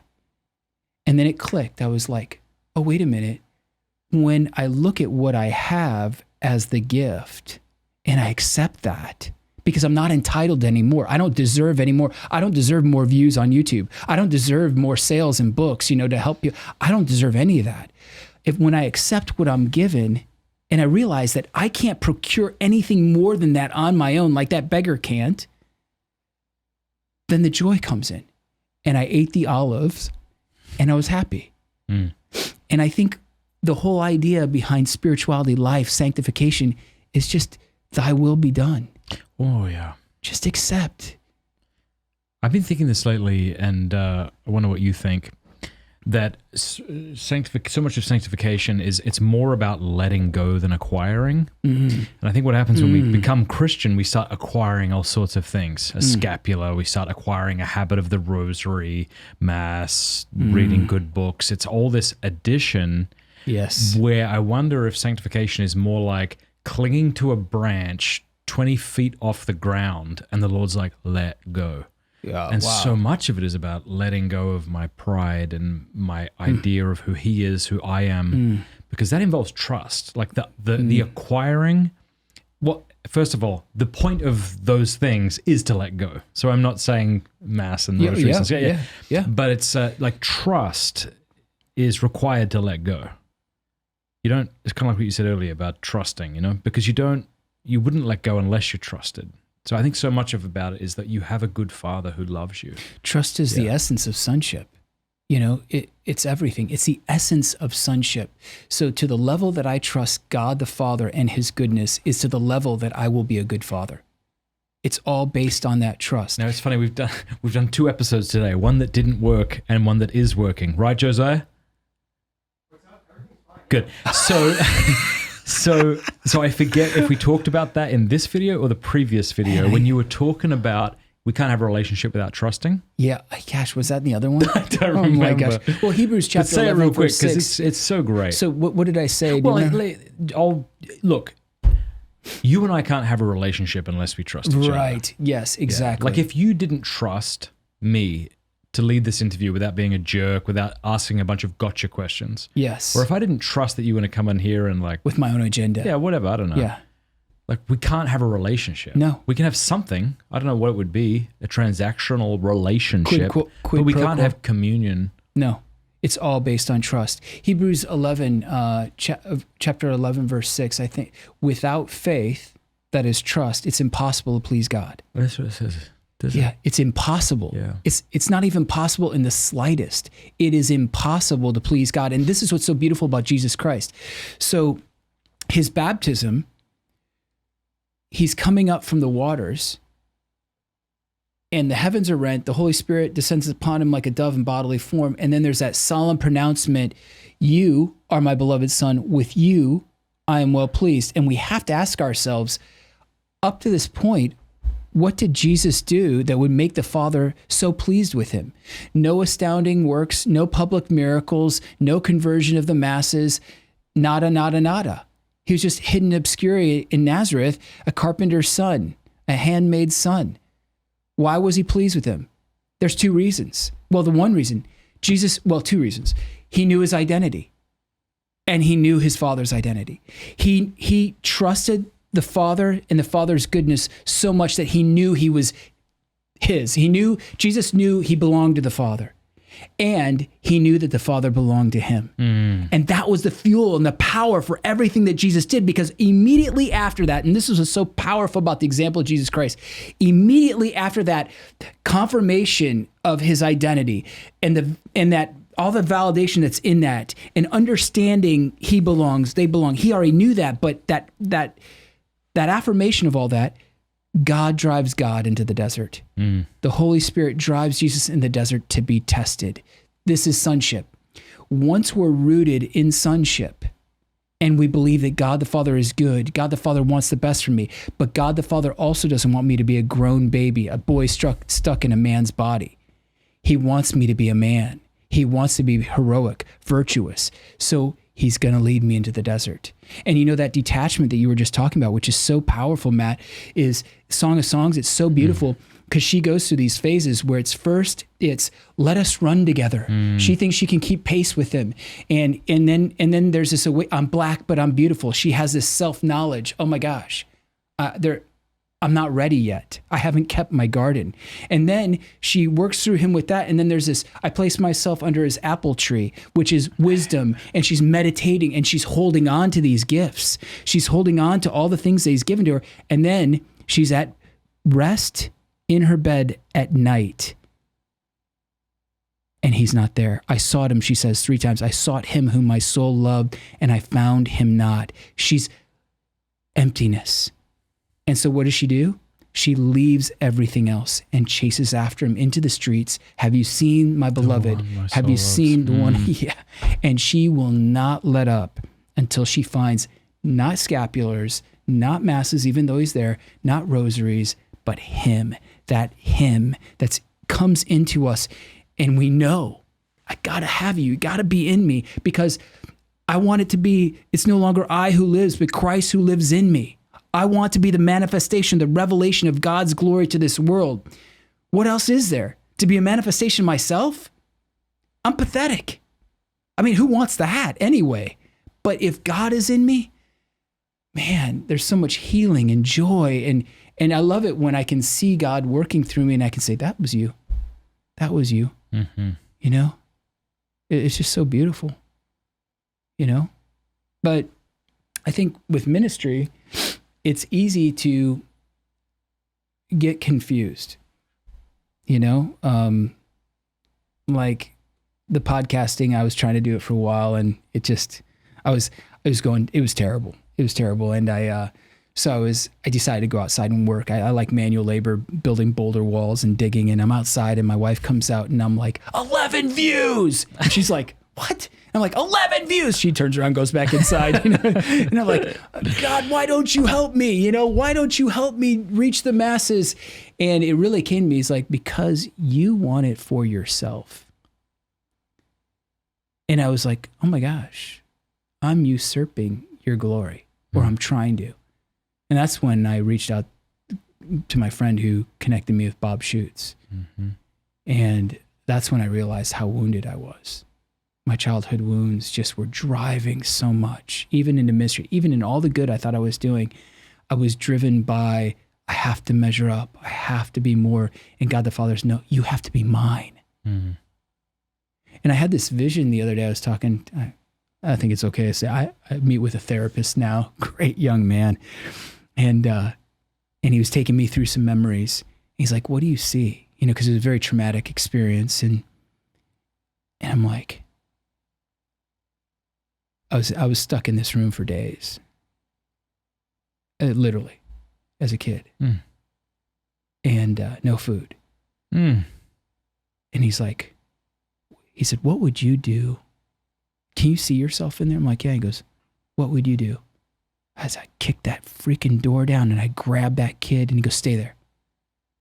I want you to visualize it. And all of a sudden I saw God the Father or Jesus who are coming in and kicking that door down, grabbing me, and he puts me on his shoulder and he's clearing the way.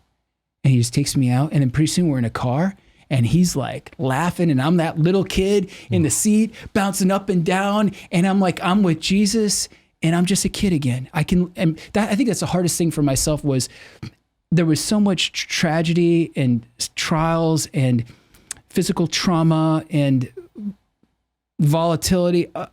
It was just painful childhood. And I grew up feeling socially inept. I grew up awkward, seeking girls' validation, always trying to be loud to get the attention, trying to be big when I was small, trying to get in fights and do all these stupid things and to prove myself. And I hated that boy. He was such a dork. He was such an idiot, and I'd see pictures of me. I'm like, oh man, get that out. I have buck teeth, big enough to eat corn through a picket fence, and the bowl haircut and the big glasses and, just an idiot. Right. And I remember one time I was at a conference, I received Holy Communion, and I went back to to Neil, And all of a sudden, I saw Christ. I saw his face, just like I'm seeing yours. And just shoulders and head. And he's looking at me, and then he looks over. And I'm following, and his arms going down. Mm-hmm. And I look, and there I am, 7-year-old Devin. Yeah. That was hit by the car, And he's like, looks at me, he's like, are you going to love him? Mm-hmm. And I'm like, whoa, that's probably one of the greatest challenges of my life. And one of the most healing things, my oldest daughter, Maddie, she has these grandkids, or kids of her own, and they're our grandkids. And Goose is 4, well, they just turned 5, and Goose is a wild man. Goose, when he's talking, he's bouncing around, he's jumping on the furniture, and he talks really loud, and it's like, okay, does this kid need hearing aids? I mean, there's something wrong. I love Goose. I mean, Goose was over to our house. We're putting on a deck, and is his name Goose? Augustine. So we call him Goose. I just love Goose. Good. Blonde-haired, big eyes, just facial expressions. But he does this craziest things. Like he stepped on a deck board that had a nail and pierced right through his foot. He's screaming, bleeding all over the place. But I see Goose, and I'm like, that's me. And I'm like, but I love Goose. Yeah. And God's like, I want you to love you. And so like I can see God the Father just kind of clearing the path. Like recently I wrote this book called The Rule. I buried it. So it was at a very low point. I think 3 years ago, it was summer. I decided to quit the ministry. Couldn't take it anymore. And Chris, who my supervisor. She's terrific. Oh gosh. Yeah. What a woman. She's a big sis to me, man. But she's like, you need to just go work outside or something and take some time and think about this. And she goes, we're holding off on this decision. So I'm out there building a boulder wall or whatever I'm doing, and I'm sweating, and I'm like, I'm quitting. And I was listening to the Ignatian rules of discernment, and, never turn back in a storm, kind of thing. Don't make any decisions in desolation. I'm like, oh. And then I'm like, you know what? How come we don't have like a Benedictine rule or like an Ignatian rule for discernment for men, for fathers, husbands? And then I was like, Devin, I want you to do that. I'm like, I'm done. I'm not writing another book. I've written a ton of books and nobody reads them. I'm like, I'm sick of this. And so I'm out there working, and rule number 1, right in my brain. I'm like, I'm not writing it down, Lord. I'm not doing this. And, go and eat dinner, maybe have a beer, and rule number 1, just sitting there. I can't sleep. And I'm just like, Lord, I'm not doing it. I am done. And then next day I get up, rule number 2 is right there. And I'm like, oh my gosh. So I said, fine, I'll write rule number 1 and rule number 2, and we're done. Well, I wrote all 88 rules, 7 sections. 88? Yeah, 88 rules, 7 sections, sonship, your vocation, marriage, fatherhood, work, whatever. Mm-hmm. And I wrote it in a week, 7 days. And I buried it. Yep. And then, you know what? A friend of mine, he's like, hey, I'd love to read that. He works as kind of like an editor for some publishing houses. He's like, you mind if I show this to Sophia Press? Like, sure. They want to publish a book now. So this spring, it's going to come out. How big is it? That's a lot of rules. Each rule is very short. Okay. Yeah, it's going to be a smaller book, but it's going to be like a handbook. But it's so beautiful because you can tell, like vocationally, in your marriage as a man, like where the devil and the evil spirits are working, how they're influencing you, where God and the good angels are influencing you, how to know when the enemy's at work, how to know, in a sense, where to go in your marriage, where to go in your fatherhood, the way the devil is going to try to distract you or derail you. And it just poured out of me. And I was done. And then 2 years later or 3 years later, God just says, I'm carrying you, man. I'm clearing the path. Yeah. And I just love that visual, It's not me. I can't do anything. It's so important that we become acquainted with our own story. This isn't sort of modern psychobabble. This is just our interaction with the God who saves us. And he doesn't save us generically. He saves us individually. Yes, amen. And so this is why Augustine and Teresa of Avila and Thérèse of Lisieux can see the hand of God in everyday experiences throughout their lives. And they can write about it almost as if God knows them and hasn't taken his attention off of them since the moment of their conception, because it's the way it is. Yes, it is. And so too with our lives. And I love that. I love that you are becoming, and I am too, becoming acquainted with the God who has known us from our conception and who has been present to us, even if we weren't present to him. I love it. I think that what happens is we encounter Christ, we have this pinnacle experience, or this mountaintop experience, as they call it. We receive this influx of consolation, and we feel his presence and the goodness of all that. And then there's a point where he pulls back a little bit because he wants to give us greater gifts than just this superficial consolation. And I think what I tend to see is most of us don't go with him. He's luring, like Hosea, I lured her into the desert, right? And the Lord wants to lure us into the desert. And why? So we can become thirsty, so we can become hungry, so we can learn to trust, like the Israelites, all the things that they needed to trust him in their thirst. They needed to trust him in their hunger. He leads us in the desert to empty us so that he can fill us. That's what Sheen said in World's First Love about Mary. She was the most empty person in the world. And that's why she became the most full and rich person of God's presence in the world. She was so empty of herself. She didn't have anything she was holding on to. She allowed herself over and over repeatedly to be led into the desert. Who is this that comes up like a pillar of smoke, aromatic spices of incense and myrrh, in the desert, led in the chariot of Solomon, stars and banners, and it's her. Let's take a pause. I need to pee, and we'll come back. Is that all right? Oh, yeah. I want to tell you about Hallow, which is the #1 downloaded prayer app in the world. It's outstanding. Hallow.com/Matt Fradd. Sign up over there right now, and you will get the first 3 months for free. That's like a lot of time. You can decide whether it's useful to you or not, whether it's helpful. If you don't like it, you can always quit. Hallow.com/Matt Fradd. I use it. My family uses it. It's fantastic. There are over 10,000 audio guided prayers, meditations, and music, including my lo-fi. Hallow has been downloaded over 15 million times in 150 different countries. It helps you pray, helps you meditate, helps you sleep better. It helps you build a daily routine and a habit of prayer. There's honestly so much excellent stuff on this app that it's difficult to get through it all. Just go check it out. Hallow.com/Matt Fradd. The link is in the description below. It even has an entire section for kids. So if you're a parent, you could play little Bible stories to them at night. It'll help them pray. Fantastic. Hallow.com/Matt Fradd. Excellent. Nice shot, man. Whoa. All right. To the brim. Amen. Nice shot. It's a band called Filter. You know who's amazing? Teresa of Avila. Oh, yeah. I love this woman. Just started reading her life. My mom and dad are third order Carmelites.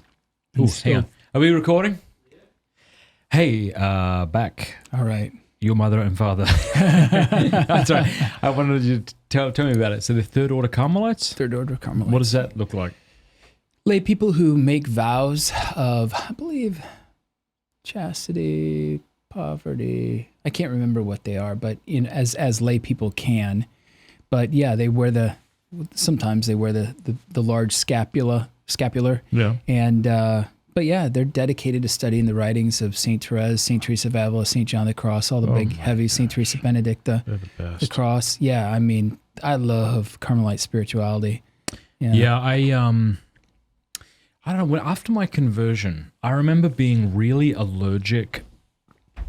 Well, after my conversion, I heard a homily from a priest who talked about sin like a cancer that killed us, and I hadn't heard any kind of strong homilies like that before, and I was extremely turned off by it. And now I'm sure if I heard it, I'd be like, oh, thank God, we so desperately need to hear this. But I don't know, I had this view of Teresa, like she was overly stern, or, if she saw what a wretch I am, she would just kind of go, come back when you're serious. Yeah. But I've just started listening to her autobiography. I was talking to this awesome Carmelite, Father Michael Joseph, and he said, start there. Because I have read, other works of hers, which I benefited from. But reading her autobiography, I love her. Yeah. My wife just texted me today because she started reading it too. And Oh my gosh. Oh, that's so cool that both Yeah. of you are reading it or Yeah. reading together. Yeah. Yeah, you know, I would highly recommend it to people because sometimes, you read these autobiographies from saints from hundreds of years ago, and you feel like you're trying to like it because you think you should. Yeah. She's really easy to like because her writing is very vigorous. It almost reads like an audio recording. It's quite unorganized, actually. I think that's one. It's very unorganized. Yeah. But beautiful because of that in a way, I think. Have you ever read Saint Teresa's Last Conversations? So her sisters, while she was in her sick bed, in the nursery, where the infirmary, they recorded or wrote down a lot of the conversations, the things she said, and man, she was so real. Well, I mean, there's a couple of there was one edited version, and then they've now released the unedited version. So I think there's a couple of manuscripts. Okay. So the one that's not edited is her talking about her soul dealing with the darkest plagues of atheism. Is that what you're referring to? I just like, Yeah. I love it because It's terrifyingly beautiful. because I'm like, Yeah. wow, she's so real and she's a saint, but that's the saints. They go through those dark nights. Yeah. Yeah. The reason I'm looking at my computer is not because I've lost interest in you. It's because I've asked people for questions. You're like my wife. What, she loses interest in you? She's just looking at her computer? No, she's fantastic. Hi, everybody. Look at me. Would you consider supporting us at mattfradd.locals.com? When you do become an annual supporter, we will send you a free, much coveted, beautiful, beautiful Pints with Aquinas beer stein. You'll get these long-form interviews 1 week early before they hit YouTube. You'll get exclusive streams from me. You'll get access to our courses. You'll get to ask our guests questions. But more than any of that, you get to make sure that this show continues and continues to reach more people. mattfradd.locals.com. And we have some questions which you have not yet seen, which I would like to just throw at you. Reminiscence Logic says, best practices to balance the strong masculine role as well as the loving father fortress children go to. Best practices to balance between being that loving father. Masculine, yeah. Well, I think to begin with, so back to the fundamental principle. Fundamental principle is I can only reflect God the Father in as much as I'm spending time with him, knowing him and trusting him. So I need to know who God the Father is. God the Father is not a big teddy bear. He is not a sugar candy dad, kind of guy. He's not just giving out, he's not Santa Claus, but nor is he, Hitler, or he measuring every infraction and just punishing it exactly to, so we need to find out who this God the Father is. And the only way is through Jesus Christ. He reveals him, right? But I would say just fundamentally, very practically, God the Father doesn't whine. God the Father doesn't complain. God the Father doesn't feel sorry for himself. But God the Father, what he does is when he's given a situation with his children, he deals with it. He's patient, incredibly patient. And I think that one thing that we do is dads on the erring side of being a little bit too dominating, maybe too strong, if you will, is that we respond by reacting, and we react emotionally. And so if you're not working on mastering your emotions, which actually begins way back than just in the moment of dealing with whatever's coming to the surface, it's actually asceticism, your prayer life, your sacrifices, all of those things, right?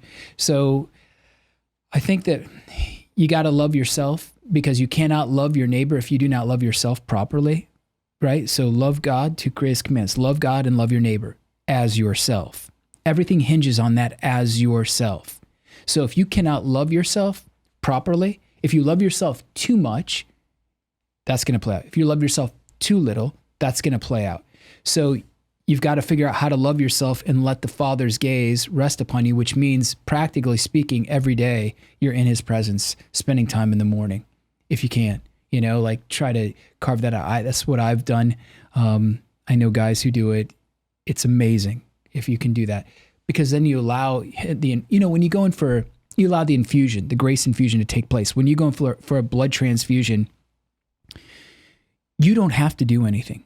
You don't even have to understand the process. It's new blood in, old blood out. And it's like that in prayer. At first, you might be scrambling, the chattering's going on. You're trying to figure out what you're talking about. Maybe you read the gospel, but there comes a point where God is saying, relax. Let's do the infusion now. New man in, old man out. Just be with me. And it's that being with him, just waiting on him, just being in his presence. That's saying, I trust you. I know if I don't feel anything here, you're going to be doing something in me that I'm not even recognizing. And it's going to come out in all my actions later on. Those who pray are those who actually are able to master their emotions in those times of, because what we're talking about is abdicating or dominating. Again, what brings out the worstness is unexpected situations. And the kid blows up at you, or your wife, does something, whatever it is. We have to be prepared for that, but you don't have to be prepared for like, oh, hey, this is what I'm going to say. This is how I'm going to react. You can't do that. But you have to become like someone. You become like the Father by spending time with Christ in prayer. And a big part of that is just resting in his presence. And I think that's one of the big things that's missing in prayer. Like I have the R's, recognize his presence. So you literally recognize God's presence. Read. So read this gospel and this is, I wish I knew this years ago. This is a kind of a new thing in the last several years, maybe 4 years ago. I was going to prayer with my petitions. I was going to prayer with my thanksgiving. I was going to prayer for so many different reasons. But I realized there's only 2 reasons why I should be going to prayer. To know Jesus and to become like him. So it's flipped everything around. So when I read the gospel, I'm not reading the gospel about what I should do or am I that person in the gospel? How should I react? I'm like, what are you revealing about yourself, your character, your desire, your empathy, your power, whatever it is? Who are you, Jesus? Reveal yourself to me. I want to know you. And in knowing you, I can love you. And then I realized looking in that divine mirror, I'm like, whoa, I'm nothing like you. Please make me like you in that area. So it's recognize his presence, read, respond. So read, reflect on that, respond, Lord, this is who I am. I'm not like you.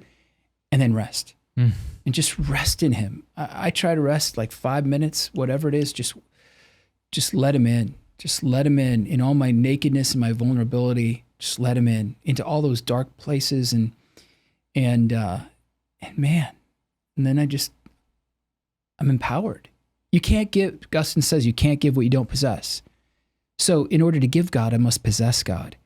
How can I possess God if I don't spend time with God? How can I even know God if I don't spend any time with him?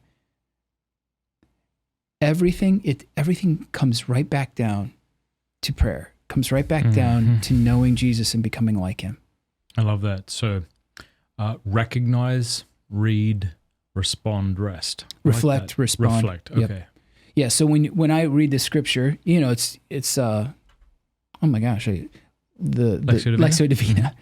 Yeah. So for me, it's just, I used to like, okay, what's that phrase? What's that passage? What's going to strike me? Now it's like, okay, Lord, what are you saying about yourself? What are you doing that reveals you? And that's the first one was recognize. Yeah. So recognize God's presence. So basically what I do is I do that bodily. Yeah. Theology by the body expresses the person. So I prostrate myself and then that St. Charles de Foucauld, he has this incredible prayer of surrender. It is so beautiful. I recommend it for everyone. It's, I say Abba, Father, I abandon myself into your hands. Do with me what you will. Whatever you may do, I thank you. I'm ready for all. I accept all. Let only your will be done in me and in all your creatures. I wish no more than this, O Lord. Into your hands I commend my soul. I offer it to you with all the love of my heart, for I love you, Lord, and so I need to give myself, to surrender myself into your hands without reserve and with boundless confidence, for you are my Father. And so that's like just beginning, okay, I'm surrendering. And so that's recognizing God's presence. Just you're here, I'm here. Okay, let's do this. And then it's reading what his son has to say about himself and his Father. And then it's reflecting on that. So you take time, read over and over, and well, Jesus, what are you saying about yourself here? And then it's responding to that. Wow, Lord, you are so amazing. How did you do that? I'm so unlike you. I lack so much courage. I lack so much faith. Please. And that's when I rest. Okay, Lord, just infuse me with you so I can become like you. All right, we've got a lot of questions here. I'm just realizing. Oh my gosh. So that was an incredible answer. But would you mind if we try to keep it more to like lightning round answers somewhat? Yeah, because absolutely. There's a lot of excellent questions here. So I'm not, if you feel like you want to go longer, that's fine. But C says, aside from asceticism, what are some ways single men can live out masculinity in the day-to-day? Yeah. Okay. Well, first of all, recognize that your identity does not depend on another human being.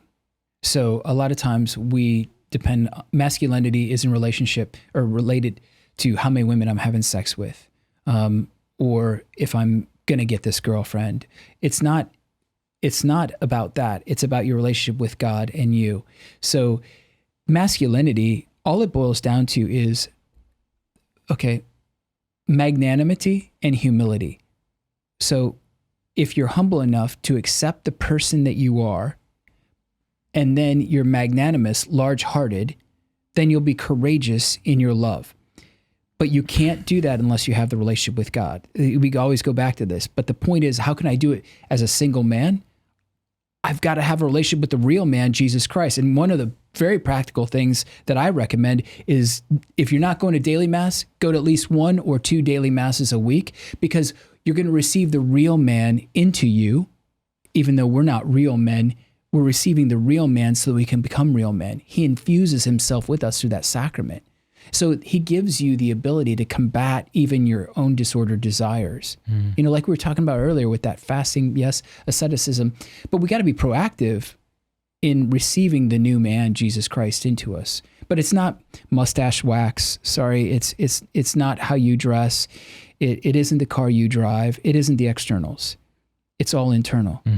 Because the internal becomes manifest. Your interior life gives your exterior life form. Who you are on the inside determines your outside. That's such a great point, and yet it feels like many of us want our exterior life to give our interior life form. In other words, we cling to the accidents of manhood without wishing for the substance. So good. And it does.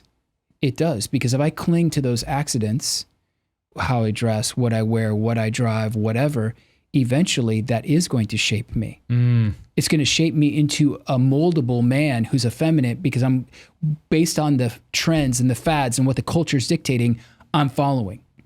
Whereas the Christian man says, I don't derive my identity from any of that. I derive my identity from God the Father. All right.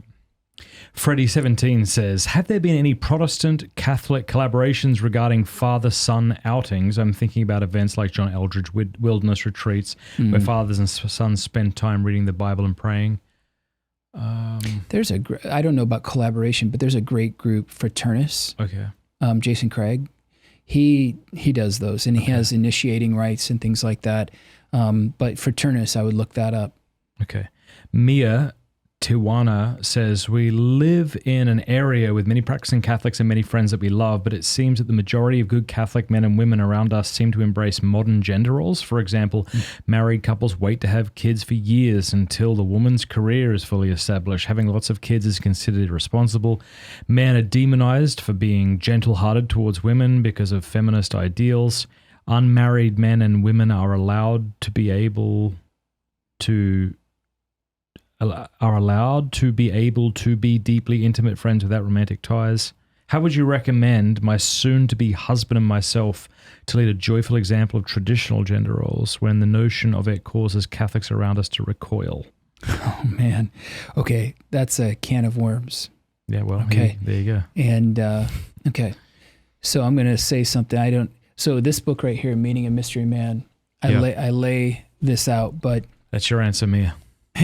Get that? Yeah. So God created, I don't know if we talked about this in this one or in the earlier one, but when God created Adam, he gave him the commands to till and keep the garden of Ad and Shamar, and the garden is a symbol of woman as well. It's a literal place, but a symbol of woman. But where was Eve when he gave all those commands? She didn't exist. God endowed Adam with this primary role of priest, protector, and provider, to transmit the commands, to protect her, to provide for her. Mia and her husband-to-be, they need to work on what does that mean? To have a man is a spiritual leader in the family, or should be. Now, this is interesting. In Ephesians 5, this is where we if we get to the Greek, we understand. Jesus says a husband, or Paul says, deliver yourself up as Christ delivered himself up for the church. That Greek word for deliver is paradokein. Paradokein is the word that Jesus was used in Matthew when he said he gave his authority, or disciples authorities to cast out demons. Paradokein he gave. So the idea is a man has been given the authority, but he shares that with his wife, paradokein. He gives her the authority. And in the creation account, Eve was the ezer kenegdo. The helpmeet is ezer kenegdo, which means as a right hand is to the left. It is a counterpart, an essential counterpart. So the two are equal in dignity.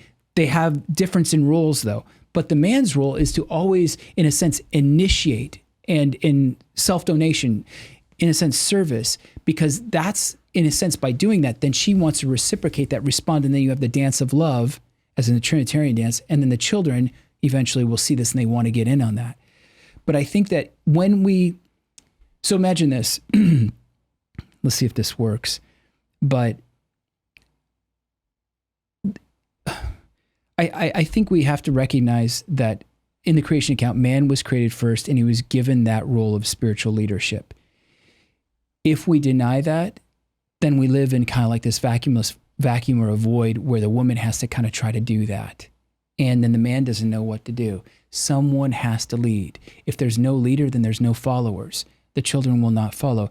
He has to set the pace of self-giving love. So my recommendation is the two of you pray about that and then find out what that means for you. What does that look like?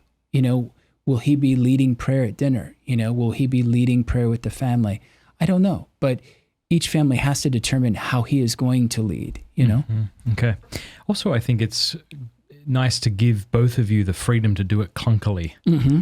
If a man were to say, I don't know how to protect my family, I guess that doesn't come naturally. You'd say, all right, well, do it anyway. And if a woman's like, I'm just not naturally nurturing, okay, just figure it out. Well, or I don't know how to cook. Okay, read a cookbook, figure it out. It's not that hard. Yeah. Just do it. That's right.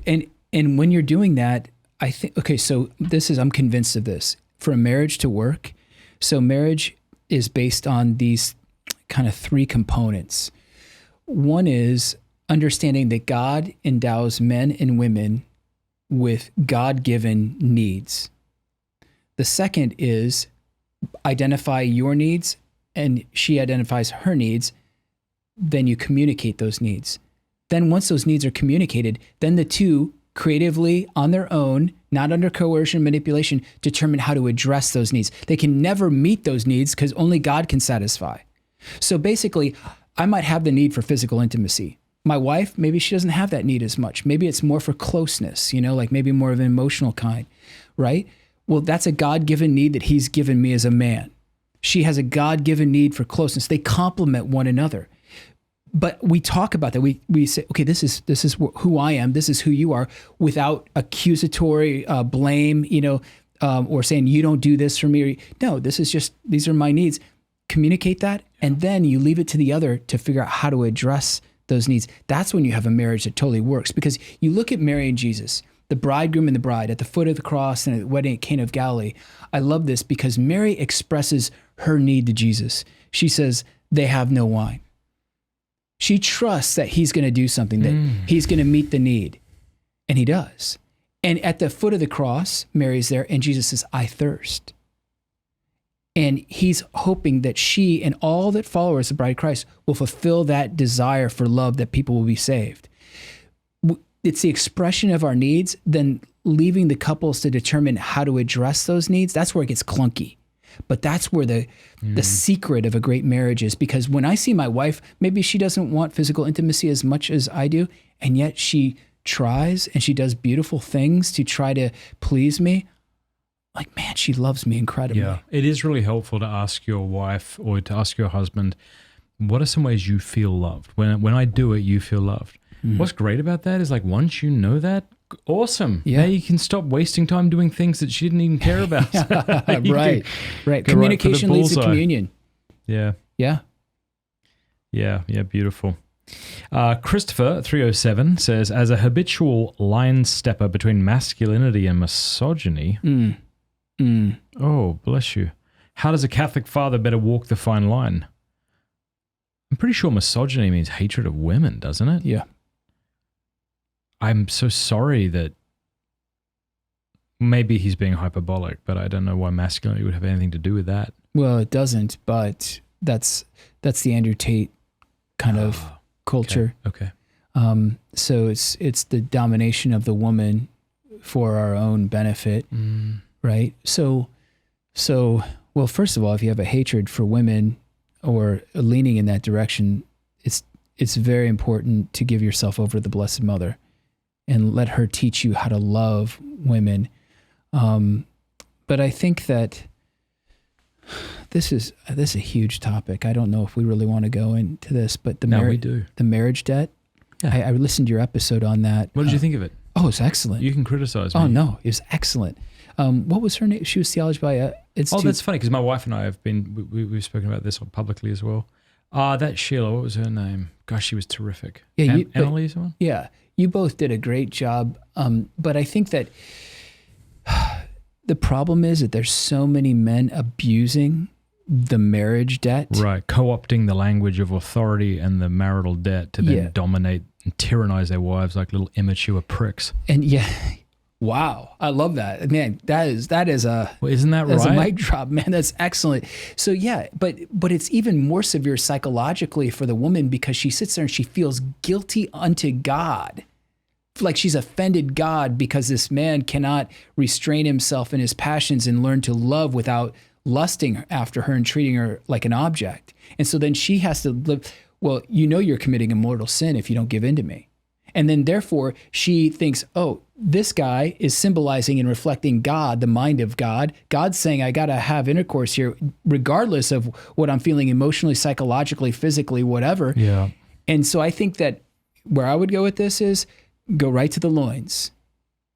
How you treat women in the way that you look at them, pornography, whatever it is, that is going to come out in your relationship with your wife. So your interior life gives your exterior life form. So where we have to work is in the area of purity, learning to love women rightly, and that'll come out with your spouse, your wife. Meaning you start to battle against that and truly learn to love, in a sense, love all women. You will learn to love your wife properly and vice versa. Beautiful. Thank you. Megan J says, how can women ask the men in their life to act out their masculinity better without becoming bossy, nagging, or emasculating? Yeah, well, that's a big one because if they do nag, he will only recoil. He will only dig himself in, and he will not become a gift. A friend of mine, his wife, on him about going to mass more, praying more rosaries, going to more retreats, and he left. He just left altogether. But she woke up and then she started treating him with respect. So this is the answer. So a man's primary root need is not sex. A man's primary root need, authentic need given by God, is respect. So when respect in the Latin is re and specere, to see again. So when a wife begins to see her husband again anew and sees the good in him, the good things he's trying to do or he is, and then she respects him in that. There's many ways a wife can respect her husband. He will want to respond. What was the question? The question, how can she invite men in her life to act out the masculinity? Respect. So the more that she respects him properly, the more he will want to respond by, and her first need, a woman's fundamental first need, is to be secure in love. Secure in his love. And there are many things that we do to make women insecure. Goggling at other women, lusting, pornography, demeaning, whatever it is. There's so many things. Women desire to be secure in his love, a man's love. Men desire respect. The two needs complement one another. If she respects him more authentically and doesn't demean him beat him down, criticize him, especially in front of kids or in front of his friends. You know, like he installed the toilet, but he flooded the basement, you know. That isn't going to help their situation. But if she can respect him, see him again anew, and respect has a lot to do with admiration, but it's not that really. It's deeper than that. It is believing that that person is good and seeing that good and then basically affirming that good. And when a wife does that or a woman does that for a man, it's incredible for a man. Yeah, for the 800th time, just look at the way J.D. Vance's wife looked at J.D. Vance on election night after they won. That's what everyone wants. Excellent. Yeah. All right. Teddles says, the most masculine thing I can think of is a successful family man. What are some ways, resources you've used to balance growth in career and growth in leading the family? Okay. A lot of our conversation has been about that. So. Yeah. Well, first of all, in your own mind, remember that in the end, you are not going to be presenting your career to God on Judgment Day. You're going to be presenting your family. And so it's a mental thing. We have to have that mind shift. So the reason we lean on our work so much is because when I complete a task, when I complete a project, I can look at that and say, accomplishment, achievement, done, good. Relationships aren't like that. They're just not designed that way. It's constantly feeding that input, right? So we have to get the mentality that my occupation is at the service of my vocation. And what is it that I'm trying to do? I'm trying to build lasting relationships. I'm trying to be the link between them and God, that face of the Father they cannot see, the voice, the touch. But at the same time, put provision in its proper place. You know, I do have a friend, but a friend of mine, he's older now. He incredibly successful, incredibly wealthy, many children. They all fell away. He provided cars when they were 16 to each of them. He massively incredible schooling, great universities. They had everything. And he laments that he did not give them the one thing that matters, which was his time. Our children want to be chosen, not accepted. So this is why men sacrifice for that which they love. That's why men sacrifice all the time for their work, for their houses, for whatever money. Yeah. But look at where you're sacrificing. And if you're not sacrificing for your family, that's where to begin. Figure out ways to sacrifice it each day for your family. Shauna asks, what are some of the most effective ways a wife can support her husband in the raising of strong but thoughtful sons? Sons. Okay, well, first of all, a united front, because any kind of division between the parents, the kids sniff that out and they play it and they use it to their advantage when they're young, but then eventually it actually undermines his authority. Second thing is, moms need to understand that the sons at some point are going to want to move away from mom, because it's natural for boys at first to want to be the mama's child, but then they get to this age, you know, after puberty where they want to start distancing themselves from mom. The mom has to understand that that's kind of like the initiating rite. That's a beginning of that where the boy wants to become a man. So she needs to allow the dad to take him on these, hey, work side by side, even in dangerous situations, prudentially, hunting trips, things like that, whatever it is. But dad's son time is so important. The mom should not coddle the son or try to, that's Jacob's problem. Remember Jacob and Esau?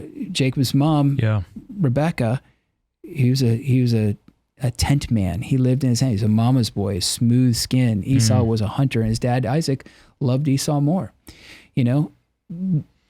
Moms have to just recognize, because what's going to happen is if that son growing up under his mom's, kind of placating, kind of affirmation and holding him back from danger, risk, whatever, he's going to resent that. And eventually he's going to come back at her, or he's going to become very effeminate and he's not going to step up and become that man. So her and the husband, the wife and the husband, need to work on ways that they can spend time with him to allow him, the boy, to grow, to become, a man. This is a question that a lot of people want you to ask. This person would like to remain anonymous, but it's a man who says, for those who feel They haven't ever had fatherhood, masculinity modeled for them because of divorce or other circumstances. How do we learn to be good husbands and fathers? How do we become masculine without masculine initiation? Okay, that's really great. That is the situation that I think many, many men in our world are living in right now. They didn't have that male role model. They have an absence in fatherhood. Okay. Back to basics. You got to learn to trust God the Father. The only way you're going to learn to trust God the Father is by spending time with him and bearing your heart to him and allowing him into your life. The other thing is you, in my opinion, you have to find other men and hang out with those other men, good men, and let them mentor you in ways. I love hanging out with older guys. I go to coffee with older men because they have so much wisdom experientially, both negative and positive, and it just feeds me. But I think that the focus has to be, you don't need a human father to become a great father. You need God the Father. But you do need friendship. That friendship will guide you and say, hey, how are you doing in your prayer life? You seem off here. Or how are you doing in your marriage? You seem you need that as like kind of like a measuring stick, something that's telling you, hey, I'm a little bit off here, or you're doing well. But God the Father is everything. Jesus came to cultivate that or to inculcate that relationship with you and the Father. So it all boils down to that. What happens when we don't have a dad that raised us, we have these massive wounds. And then what we will do is we will turn to the world, its trends and its fads, and human beings for that respect, thinking that somehow that's going to make me a man. Because if I'm liked and validated, then I'm it. No, because the more you depend on that, the less of a man you really are. It all boils down to being one with the Father and trusting him, which means you're going to be in situations that are difficult, trials, tests, setbacks, and sufferings. God's leading you into the desert. There's two parts of a test. There is the trial itself, or I guess there's two parts of a trial. Crises. That's in the Greek, decision point, right? Challenge or test. So there's two parts of that. There's the test itself, which is given by God. There's a temptation, which is given by the devil. In every test or trial, the devil is saying, take the easy way out. We have an opportunity right there to trust God the Father, even though we cannot feel him, we cannot see him. Maybe it seems like he's distant, but that is the initiating right. That's the Passover. The more we do that, the more we test that, the more that we see he comes through, the more we will become a real father and a real man, because it's all based on trust, and that's experiential. You have to go. If you keep going to the booze whenever you have a trial, if you keep going to pornography whenever you're stunting that process. I don't know if I'm making any sense. Make a little sense. Okay. Yeah. Here's an interesting question. K8. What is the masculine response to seeing a random child being treated poorly by a father? Oh my gosh. I become, isn't it heartbreaking, dude? This happened recently. I was driving, and there's some really rough areas in Steubenville, and I was driving down this road, and it breaks my heart even to think about it. This father was out. I think he was doing something, talking to a neighbor or something, and the boy came out, and it looked like it was around bedtime. The father turned around and screamed at him, and I saw the child physically jump. And I just thought, what's going on inside that house, man? It just... Mm-hmm. Yeah. It enrages me. I think God willing, it's from a divine justice position, but it enrages me. I see these dads, grabbing their kids or yelling at them like you're just saying, and so it's the lover warrior.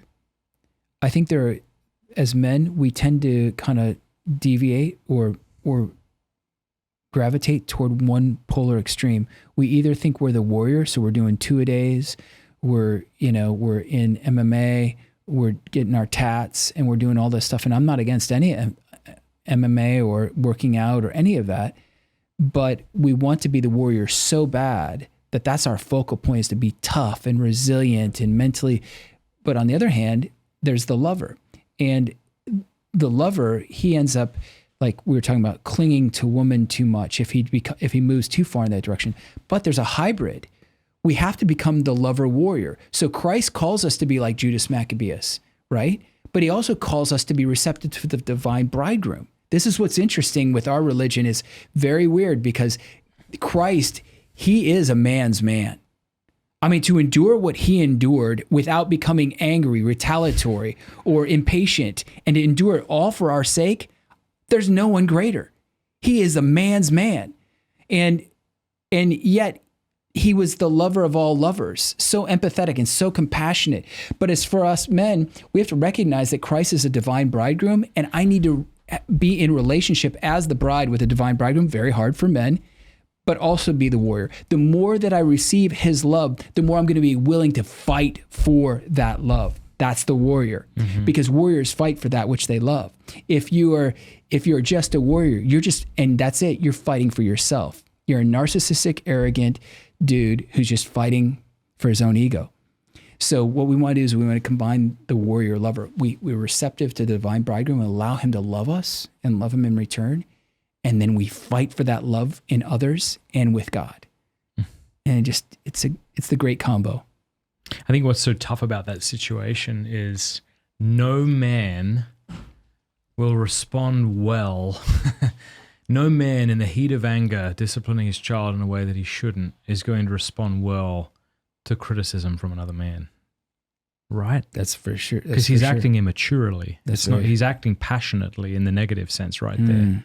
So the question is, he's already gone. What do you do? Oh, what do you do with that guy? That's the question. How do you respond masculine? What's the masculine response? That's what she's saying. I guess it depends. I mean, it's one thing to be driving down the road and seeing something. It's another thing to know a friend who's doing what their job. If it's a friend, I mean, it's your duty. It's your duty to step in, take him aside at some point and say, hey, it could be a week later. You're having coffee with him and you're like, hey, I'm noticing something in your son. And I think it might be because you're a little abrasive with him. I think he's distanced himself from you. Yeah. And you're right. The guy's who are you to tell me? But for me, those are some of the best moments in my life. I remember when I worked at an ad agency and I had this terrible habit of turning the conversation around toward me. And finally, when our copywriter guy said, Devin, it's not always about you. And I was like, ooh. And it stung at first and I didn't want to be around him. But then go home, think about that for a couple of days. And I went back to him, I'm like, you're right. You're right. And that was a very beautiful, pivotal turning point for me. I love this question here from Dave Pacitti says, for men like me who are not Herculean by any means, nor athletic, how do we show that being masculine is more than our physique and physical strength? I got a little anecdote here before you respond to that. I was recently hanging out with a group of men. I was with them for a good amount of time, actually, a few months. Not like one-on-one, but like in a school setting, let's say. I don't want to give too much away. That's why I'm being a little cryptic here. And what was interesting is there was a guy who was like quite thin, would wear turtlenecks but seemed way more masculine than this other guy who was actually bigger, like actually had muscle to him, but there was something. I said to my wife, I'm like, do you see what I'm seeing? Like, why is it? I look at that guy, he just sort of, and to the guy with the muscles, he seems like wispy, like just his physiognomy. Like it may have been entirely superficial, but that's why I was asking my wife, like, how come I look at that guy and he's just kind of effeminate? This guy character over here, he's like quite thin, And again, with the turtlenecks, no offense to those who are turtlenecks. But I'm like, but I don't look at him and think he's effeminate. I just think he's a thin, nerdy looking dude, but he seems masculine. That's all. Yeah. But what's your advice to this fella? When Kim broke up with me, I was in college and I decided, because I was 114 sopping wet, I'm like, I'm going to work out. I'm going to show her. And I was doing 2-a-days. And what does that mean? 2 workouts a day? 2 workouts a day. So you pick a body part, biceps, morning, triceps at night, whatever. Gotcha. And I'm taking protein powder and amino acids. And I bulked up in basically like a year, all the way up to 163. And I actually grew too, which was nice. And I was like, all that. And I remember she called me and I said, we live in a small town. I'm like, hey, so you seen me? And she's like, said that? Yeah. This is, I'm totally arrogant before I knew Christ. I'm like, hey, did you see me? I've been working out. She goes, yeah, you look like a gorilla. She was like, you're welcome. Yeah. She's like, I'm not interested at all. And it really, that like, oh, and it's funny because Guys go through this when they're not. It's weird, isn't it? When their wives aren't having intercourse with them, they think, "Oh man, I need to work out." Like Yes. guys say this all the time, and she doesn't care. She doesn't even notice that you haven't been working out really. Yeah, Unless now you no wife wants her husband to let himself go. But she's men have this. But she's not concerned that you're ridiculous ripped. Hollywood idea that you need that women are at all interested in you looking like Arnold Schwarzenegger. No. Yeah. What they're interested in is the attention and that you, closeness. and you being safe. Secure in love. That's it, dude. Secure in love. Yeah. And so the question was, For men who are not Herculean by any means, you don't have to be. So how do we show that being masculine? Yeah, confidence in the Latin is, con fide, so with faith. So when we're truly confident, we're walking with faith in God and who He's created us to be. This is the key. This was really key for me. So your identity leads to your destiny. Who you are determines who you become. But if you do not love who you really are, who God has created you to be, your temperament, your personality, your physicality, all these things, your talents, your lack of talents, whatever, you're going to always be trying to be like someone else. And you're going to look to that as your ideal. We have to be comfortable with our human identity, our divine identity as sons of God, and then also our kingship. So when you are con fide, with faith in who you are, that God didn't make a mistake in making you, He made me short for a reason. He made me look this way with my big ears and everything for a reason. I have no idea why, but when I embrace that, that's when the confidence begins. But when I'm not secure in my identity, then I will not achieve my destiny. Mm-hmm. Right? So it all boils down to working with God to love who you really are, to see as a gift. There are two things in prayer that I think that we've forgotten to thank God for. Because think about this. I ask people, guys, this in retreats. When was the last time you thanked God for these two things? Okay. The first one is, when was the last time you thanked God just for God? God, thank you for you. Not because of what you do for me, not because you did this or that. Thank you for you. And then the second is like it. God, thank you for me. Not my life, not my talents, not my gifts, but thank you for me. When was the last time any of us have thanked God for those two things? But that is the beginning point of confidence and power. Because the more I thank God for me, because without me, I cannot recognize the greatness of God. It's such a gift to be me. And it's such a gift that He's Him. And it's so wonderful to live in that relationship, being comfortable and confident that He made me this way for a reason. That's where all the confidence comes from. Yeah. This sort of thing I've been praying repeatedly on the hotkey on my prayer rope lately is, I am yours and you are mine. Mm-hmm. Just repeatedly, I am yours, you are mine. It's like that, my beloved. That's right? the I am my warrior, beloved's lover. and He is mine. Yeah. He is He loves me so much. He does. He will see to it that I am a saint. I know it. I trust it. Not because of any of my own virtue. God knows I'm wretched. My wife knows it, maybe even more than God. But I trust Him. It's about Him. You know? Love it. Praise the Lord. How good is He? He's so good. God will never be outdone in generosity. Glorify God, and He cannot help but to glorify you. Glorify yourself, and you're left with that glory. Yeah, and that sucks. To be left holding the bag of your own glory. Yeah, it's like, gosh, that kind of smells, What bag is it, Yeah. JT Holzweiss says, how is it best for a father to respond to his child who hates Christianity and wants to leave the faith? Well, okay, so this is hard. Is it JT? Mm-hmm. Okay. JT, this is very difficult because this is where the introspection and self-analysis needs to take place. Why does your child hate Christianity? Yeah, now, whether he's referring to his own child or it might be more of a generic question. Okay. Well, I think that children oftentimes resent Christianity because of the way it was portrayed to them. So I hated religion because of my mom. My mom's a wonderful woman now. She's holy. She's a saint even. But the way that she represented religion and God, I felt like was very hypocritical, and I wanted nothing to do with it. In fact, I was angered by it. I think that for parents who their children are rebelling, it's not always like it's associated like I did this and therefore my child is off the charts. The world is so strong right now. It's crazy, especially with all social media and everything. However, the Christianity that we are presenting to our children has a huge influence as to whether our children will receive Christ. Because if I take Jesus' advice to receive my child as Christ, if I really do that, if I take that seriously, like I look at my child and I think that child is Christ, or I'm going to treat that child as Christ, what happens? If I receive that child as Christ, that child is going to be more likely to receive Christ from me. Yeah. So it's the only way around this. There's no silver bullet. It is the hard work of example. It's the hard work of. So if I'm rigid and rigorous and a domineering religious tyrant, my kid is going to walk away. If I'm the felt banner, Jesus' love, my kids aren't going to take me seriously. But if I have a balance there where I'm strong in authority and leadership, I discipline when it's necessary, but I love, hugs, kisses, words of affirmation daily, all that stuff. Gosh, I love my kids. I love them so much. Just thinking of wrestling with my kids as you said that. I love kissing my kids. Yeah, Peter, me too. My boy Peter, he's so fine. He's like, Dad. Like, it's a lovely thing, isn't it, when you realize what kids are actually asking for? When a child says, can we wrestle? What he's saying is, he's saying a number of things, but one of them is, I want to feel your body. I want to be close to you. Wow. He also wants to feel your power and test his own. Yeah. When a child says, Dad, look at me. Well, he's saying, like, affirm my existence. It's so bloody gorgeous.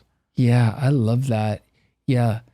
I remember, that's what we all want. Like when I was a kid, I remember being on the playground, maybe 6th grade, and it's a pickup game of basketball, and there was like 7 of us.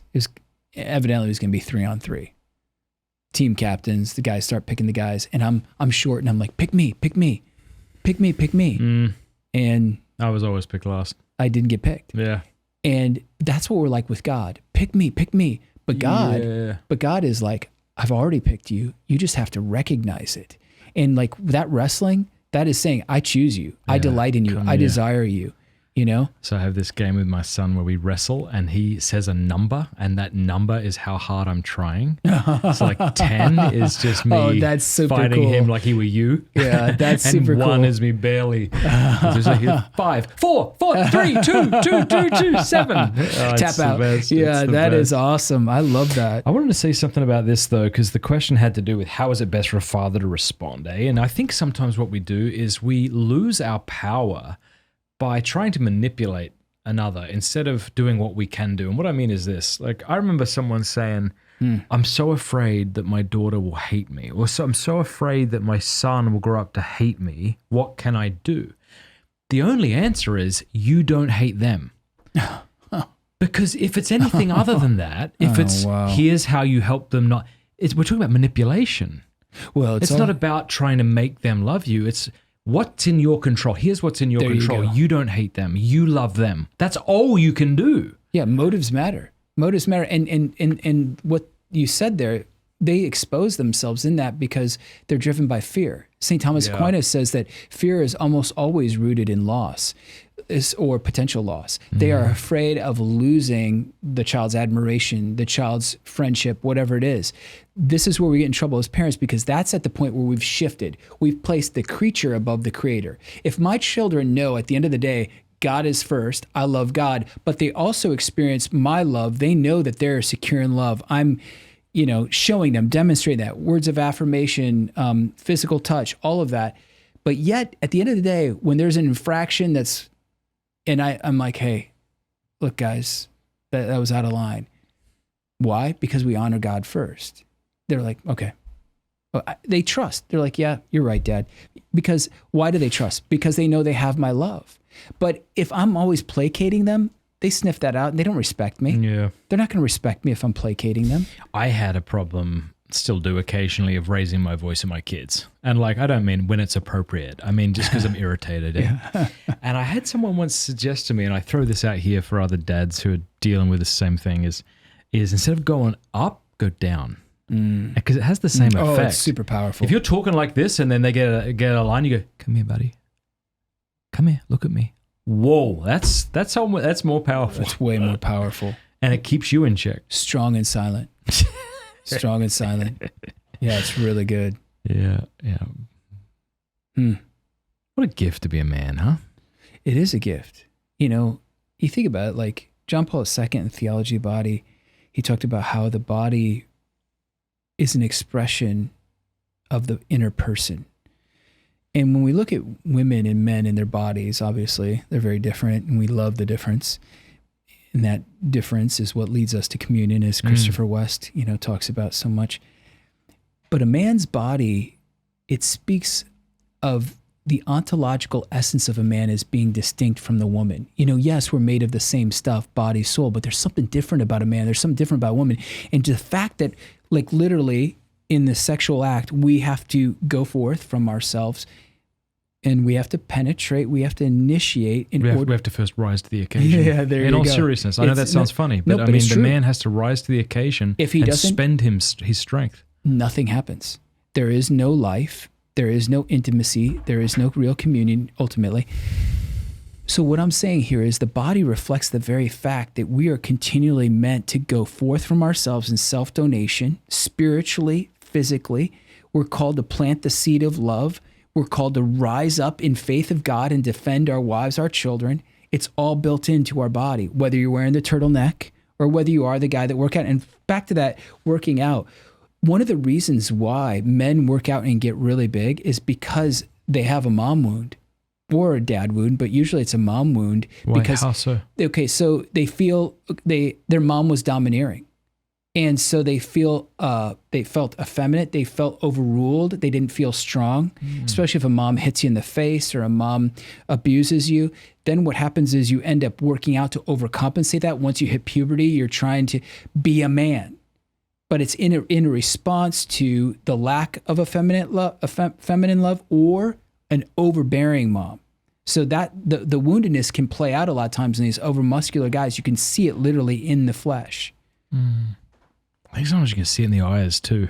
Yeah, I hope you don't see it in my eyes. Not at all. I see the opposite in your eyes. But I mean, sometimes you'll see that in a man's eyes. It looks like a 4-year-old's eyes in a muscular body. So what it is they're trying not to display their fear. And what the fear is, I'll be found out that I'm actually insecure. Yeah. I'm trying to overcompensate with the way I'm built, the way I exercise, the way I master myself. And we do respect men who work out and have great physiques. A friend of mine is like a Greek god, and the guys just are like always asking for advice, hanging out with him, trying to power. Because there's something intuitively we're like, oh, he's mastered his flesh, therefore he must have a mastery of his will. So we respect that. But when you, like you're saying, when you're looking in the eyes of a guy who doesn't have that mastery of the will and the virtue and all that, you can see the insecurity, you can feel the weakness, but he's desperately afraid that you will find out. Shifting eyes, looking away, joking around, maybe even self-deprecation just to get you off track. Interesting. Those are, I'm not a psychologist, but just those are things No, I've that noticed. lines up though. It's interesting, Francesco, writing from Italy. Nice to see you here, brother. He says, how the lies that we have heard from society about masculinity and fatherhood after the sexual revolution have impacted us both physiologically and philosophically. And how can we heal from them? Wow. Just a small question for you here. Oh my gosh. No pressure. Well, I would love to just talk about Kate Millett just for a moment, a famous quote. She was one of the foundresses of now the new organization Women in the late 1960s, radical feminist. She would go on these rallies. Of course, yeah. And she would begin her rallies by saying, why are we here today? Yes. To start a revolution. What kind of revolution? It's disgusting. The cultural revolution. Yes. And then she would say, how do Destroy the patriarchy. Yeah. And undermine his power, monogamy. How do we do that? With promiscuity, homosexuality, pornography, welcome the world we live in. My thinking is that if men can, so everything almost boils down to how men love women rightly, inside. When we learn to love women rightly, that's when we answer that question. Because the radical feminists can yell at us all day, but if we love her rightly, we uphold her dignity, fine. Because we know our role. Destroy the patriarch, destroy the American patriarch. She says, then you'll destroy the family. So she knows, Satan knew through her, how do you destroy the American family? Destroy the American patriarch. How do you destroy the American patriarch? Destroy monogamy. So what's the secret? Love your wife right. Get your sexuality in order. Learn how to defeat lust. If you struggle with that, work with people, like you in your books, Integrity Restored, all these things. Jesus says this. I've been reflecting on this. He says, strive to enter through the narrow gate. For many, I tell you, will not enter, and he said, many try, but they won't enter. But the word strive is agoniseth, which is where we get the word agony, agon in the Greek, which means to compete, to struggle, to fight. So the question is for all of us, so what are you fighting for? What do you agonize over? What keeps you up late at night? What do you worry about all the time? Like, what is it that you're agonizing over on a regular basis? That's where your heart is. And Jesus is saying, what I want you to do is identify that, but now shift over. Do you strive for me? Do you strive to enter through the narrow gate for me, for your wife? If you really want to be a real man, strive to love your wife properly. How do you strive to love your wife properly? Well, first of all, not objectify her. Second of all, uphold her dignity. Third of all, make her secure in your love. Fourth of all, generate closeness on an ongoing basis. I love date nights. I love the 10-minute couch time at night. With kids, it's sometimes a struggle, but closeness. And then let her in on the mission. She may even have her own mission. Uphold her mission as high as you would uphold yours. Women love all of that. And then you feel like such a man because you are a man, but they respect you as a man. It's incredible. It's all in the self-gift. We think that when we give something away, we come out the loser. We have less. But when we give ourselves away, we always come out the winner because we gain more. We gain their respect. We gain their love. It's a wild dynamic, but we still hold on. We're still so afraid to give because we're like, well, are they going to take advantage of me? Is she going to, because I'm like lauding her or affirming her, is she going to get too confident and go out and get another guy? No. She's going to be so secure in your love, she's not going to want to run at all. Men, do you feel stuck in old idols or burdened by the pharaohs of our time? Do you know that you're capable of so much more than you're giving today? Exodus 90 is the #1 freedom app to help you become the man you were created to be. Exodus 90 is a powerful 90-day journey to freedom in Jesus Christ, and it starts on January 20th. I've met so many men from all around the world who have been blessed by Exodus 90. So download the Exodus 90 app today to join tens of thousands of men from all around the world for Exodus 90, starting January 20th, leading up to Easter Sunday. We all have pharaohs and idols in our lives, things that hold us back from being who we were created to be, things that keep us from love. It's time to leave our pharaohs and idols behind to journey to uncommon freedom in Jesus Christ. Join the men of Exodus 90 and Father Boniface Hicks, Benedictine monk and renowned spiritual director, who is the spiritual guide for Exodus 90 this year. We will establish daily habits of prayer, discipline, and brotherhood as we journey to greater freedom in Jesus Christ. So, go to exodus90.com/Matt to learn more about Exodus 90. That's exodus90.com/Matt to join tens of thousands of men from all around the world for Exodus 90, starting Monday, January 20th, and leading up to Easter Sunday. Thank you. Julius, great name, dude. I hope that's your real name. How can I find balance between providing for my family and taking on more childcare duties without getting stretched too thin? How can I find balance, he said, I'm just reading it, between providing for my family, taking on more childcare duties? Well, one thing that women do resent is when the man just works and he comes home and he does not help out with the kids. They deeply resent that. But there's also a danger of coming home and then being the babysitter, letting the wife off the hook all the time. Right. As if the wife says, tag, you're it. Right. Maybe an example will help. So my wife has massive health problems and, and we have a special needs child. The way it's set up, I try to put her to bed at night, Anna Maria to bed at night, which means a lot. We feed her, we do everything for her, clothe her, bathe her, all that. My wife tends to get her up in the morning, but there might be some days where I'm just like, man, I know she's struggling. I just need to step in there. And It's not all the time, but what she sees in that is like, whoa, he chose me today. Yeah. He remembered. This is part of the culture. What we're really struggling with right now is that people aren't remembered. They just aren't remembered. We don't remember people. Like, I got a text from someone I hadn't heard from one. I'm like, and they were like, how are you doing? I've been praying for. I'm like, they remembered me. There's something about feeling remembered. Like a wife who husband remembers her just, and I think, in the wedding at Cana, when they filled those jars, they did it in a very hidden way. The servants did. They didn't do it on one hand boasting or complaining. I think when we step in and we remember our wives and we choose them over ourselves, we do without boasting or complaining. That's when God transforms that water into divine wine in our marriage. Because she over and over again, she's like, man, he keeps choosing me, even above himself. Yeah. One thing I've started to say to my wife, I'm almost afraid of her hearing this episode because Mine too. I don't want to be held to this. But I think a beautiful question that we could ask our wives, that I can ask my wife, is how can I make your day better? How can I make your day easier today? Tell me something. What can I do? Like, what can I destroy for you today? Yeah, it's beautiful. It's really humble, and I think that just that alone.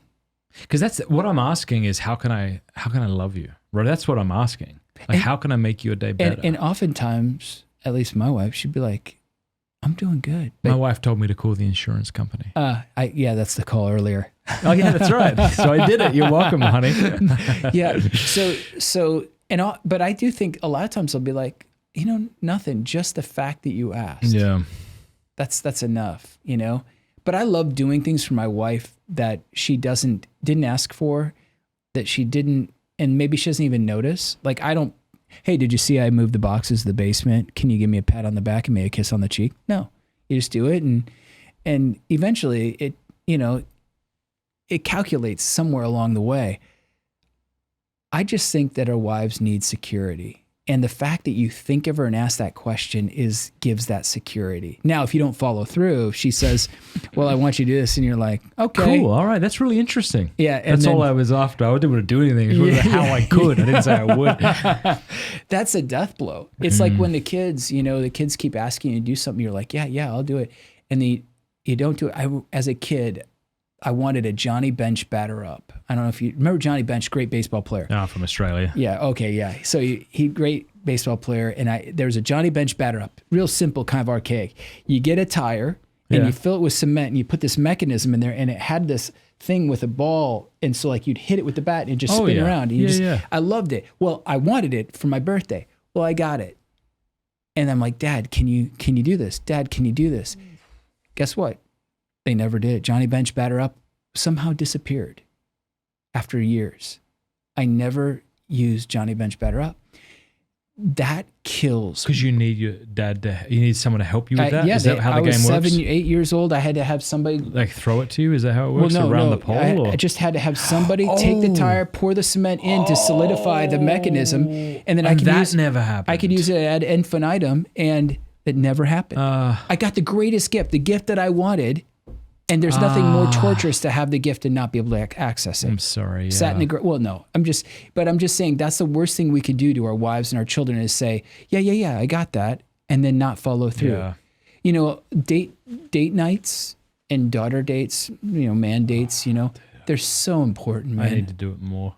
I love looking my daughters in the eyeballs and just assuring them of my love and that they're beautiful. That's one thing that I think dads, when they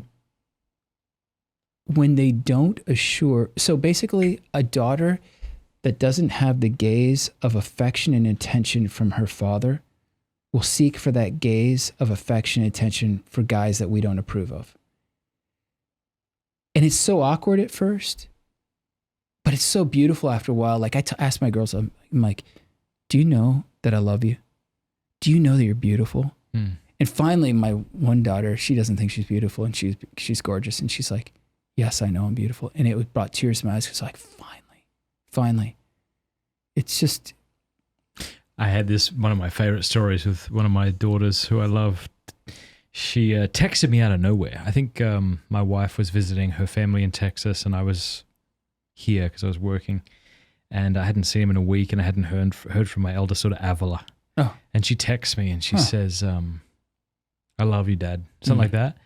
And I wrote back, I love you. And if anyone ever hurts you, I will kill them and give you their head as a present. I don't know what's it. Yeah. But, We fight I almost want someone to hurt my daughter so I can hurt them. Oh my gosh. I don't know what that is. That's like 24 or something. Yeah. Like it's like obviously I don't want someone to hurt my daughter, but there's some weird part of me that just wants an excuse to kill somebody. Yeah. Yeah. Justice. Just because they hurt my daughter. Yeah. My friend of mine said, I'll fight for my wife. I will kill for my daughter. I'm like, that's interesting. Daughters are so good. They're so good. Yeah, but you know what? I think one thing that is so powerful, that is so easy to do, that we're not doing as men generally, is blessing our wives and children. Yeah. We have the priestly authority. Amen, we do. And so each night, Amen. We need to bless our wives, because so Satan works in a void. The demonic loves to fill spaces where God is not. If I have the spiritual authority to bless my wives and my children, and I don't, or I'm in mortal sin and I can't transmit that grace, like St. Peter says, we're called to be distributors of God's manifold grace, I'm allowing him to enter and create the division between me and my wife, between me and my children. Yeah. The blessing every night. Even as you huge. say that, I feel called out because I was doing that for a while. I haven't done that for a long time, so I'm gonna go back to doing it. So I want to encourage men, like even if you do this occasionally, that's good. Just don't get discouraged. Keep doing that. One thing I've been doing lately has been so beautiful is we'll pray in front of the icons, and at the end I'll grab the crucifix and just give it to each kid and my wife to kiss our Lord. Wow. But wow. you're right. That. Yeah. But well, in the moment that you bless them, you become the face, the voice, and the touch of the Father simultaneously. I love holding my daughter's heads and looking them in the eyes. And, and then just pronouncing that favor, that blessing, God's favor and blessing upon them. It's so powerful. My wife, at first it was awkward, and now she just closes her eyes, she melts. And then there's something it's not just practical, it's not just physical. God honors that. His divine spirit operates through that to unify the relationship and to bestow grace and blessing on the children and the wife. That is very real. That's divine. It's supernatural. And once we understand the weight of all that and we do it, man, we could change the world. Just by doing that one thing, our children would grow up without the father wound. I know that we could talk about blessing our children in different senses, and one of them is the very real sense in which you're talking about. Maybe it's an analogous sense, but in a way I don't think it's any less real that we bless our children and wife by affirming them. Oh gosh, yes. By calling out the good we see in them. I think we can all do that. Like, even if you didn't have a very affirming father or mother, maybe you had a terrible relationship with your parents, but we can usually remember a time when they said something kind about us. Or maybe you can't, which is all the more reason that we should be beginning to be like, hey, I just love you. I said to my daughter, Avila, I said, you are like one of the funniest people I know. She's just hilarious. Wow. All my kids are so good. They're so good. The boys are so strong and normal. And I even like affirming my kids for like superficial things. That's great. I remember I said to my kids, I'm like, I just love that you are all attractive. Like your bodies like are so beautiful. Like that's you're great. So strong looking. Yeah. I'm so glad. So I'd love you if you weren't, but I'm really glad that you look manly to my boys, Well, the human father's words are prophetic. So if he tells his son that he's a good for nothing, he's going to amount to nothing. And that's what happened with my wife's brother. He in and out of state pens 5 times, cooking up meth, stealing money out of mailboxes boxes. The child will follow that often. But if you tell a child that they're made for greatness, that you see the greatness in them, even if they take out the trash and you're like, hey, thank you, great job. Or just like you're saying, man, I love your eyes. Or I just love the way you did your hair today. It becomes prophetic. They feel that love and they become that. They become that greatness. They step up into that. They want that because nothing is more intrinsic to a human child than to want to please their father, their human father, even if they hate their human father. I was on a plane coming back from an event and there was this African-American woman, young, I think she was in her 20s. She was sat next to me. And I tried greeting her. She did not want to greet me. I don't know. Anyway, so she sat down and she got out her iPad tablet, and there was a guy on there with a child. And I kind of gathered that that was her child. And so finally in the middle of the trip, she takes out her earbuds and she turns to me and she says, hi. And I'm like, oh, hey.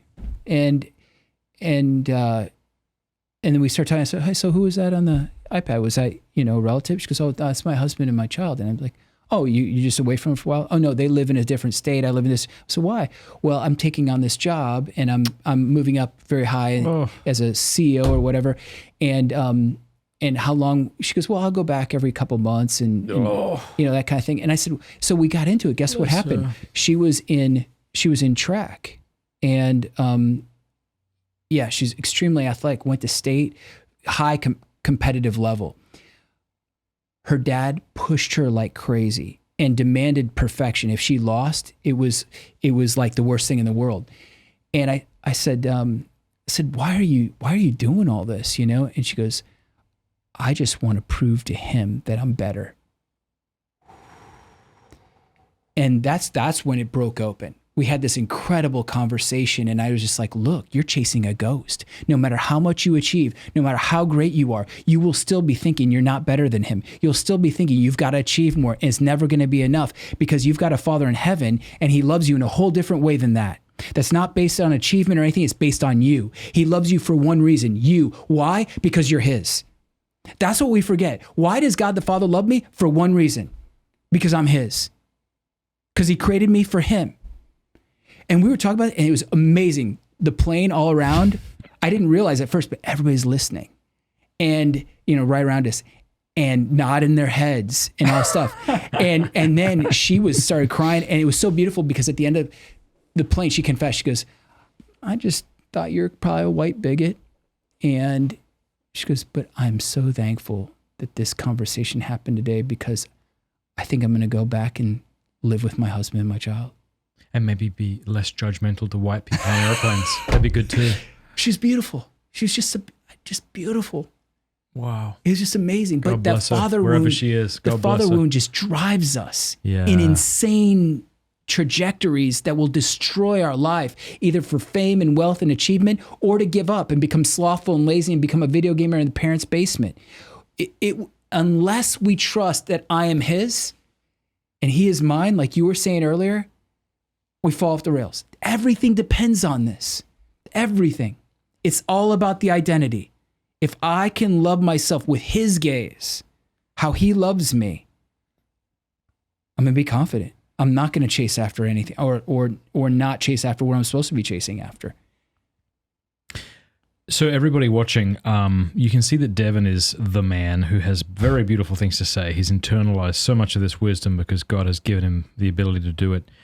Please go get his books. Please go check out fathersofstjoseph.org. Fathersofstjoseph.org. When I forget to put this in the description, will you text me so I can then do it? I will. Yeah. Please go check him out. Please go get some of his books. Again, I said this earlier, a very, very big movie star who all of you would know called Devin to say that this was changing his life. Was that the language? Yeah. Yeah. I mean, come on. Yeah. Go get his books and get a few and share them with men in your life. Would it be okay if we also put the rule in your show notes? Yes. Okay. All right. But you're gonna have to remind me because I will forget. Oh yeah. No, he's saying not the rule. He's saying the link to the new book. Yeah. Yeah. Yeah. Not all. Yeah. 8,000. Oh, that's beautiful, man. Matt, I love you. I love you too. Thank you. I just love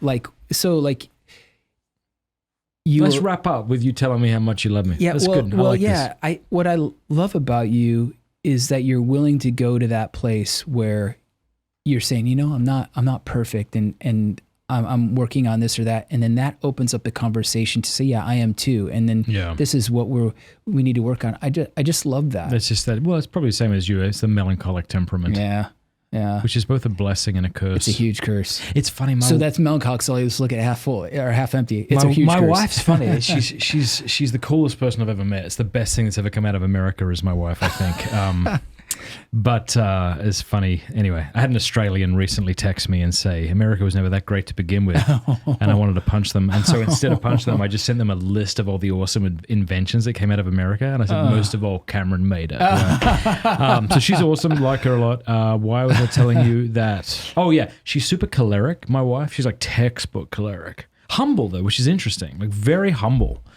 Humble choleric. Wow. Yeah, it's weird. She I remember she once said to me, she's like, you know when you walk into a room and you size up who's in charge, and if no one competent's in charge, you take over? I'm like, I've never done this No, me in either. my life. Never. I want to Never. say yes because it feels manly, but no, Yeah, honey, I've I never don't done do that. that. Like, she's so cool. Like, she will willingly submit herself to someone who knows what they're doing. If she gets a sense that this person doesn't know what they're doing, she will gladly explain to them why they don't take over, but not in an arrogant sort of way, but just in like, this doesn't make sense the way you're doing it, so clearly we're not going to. She's really cool.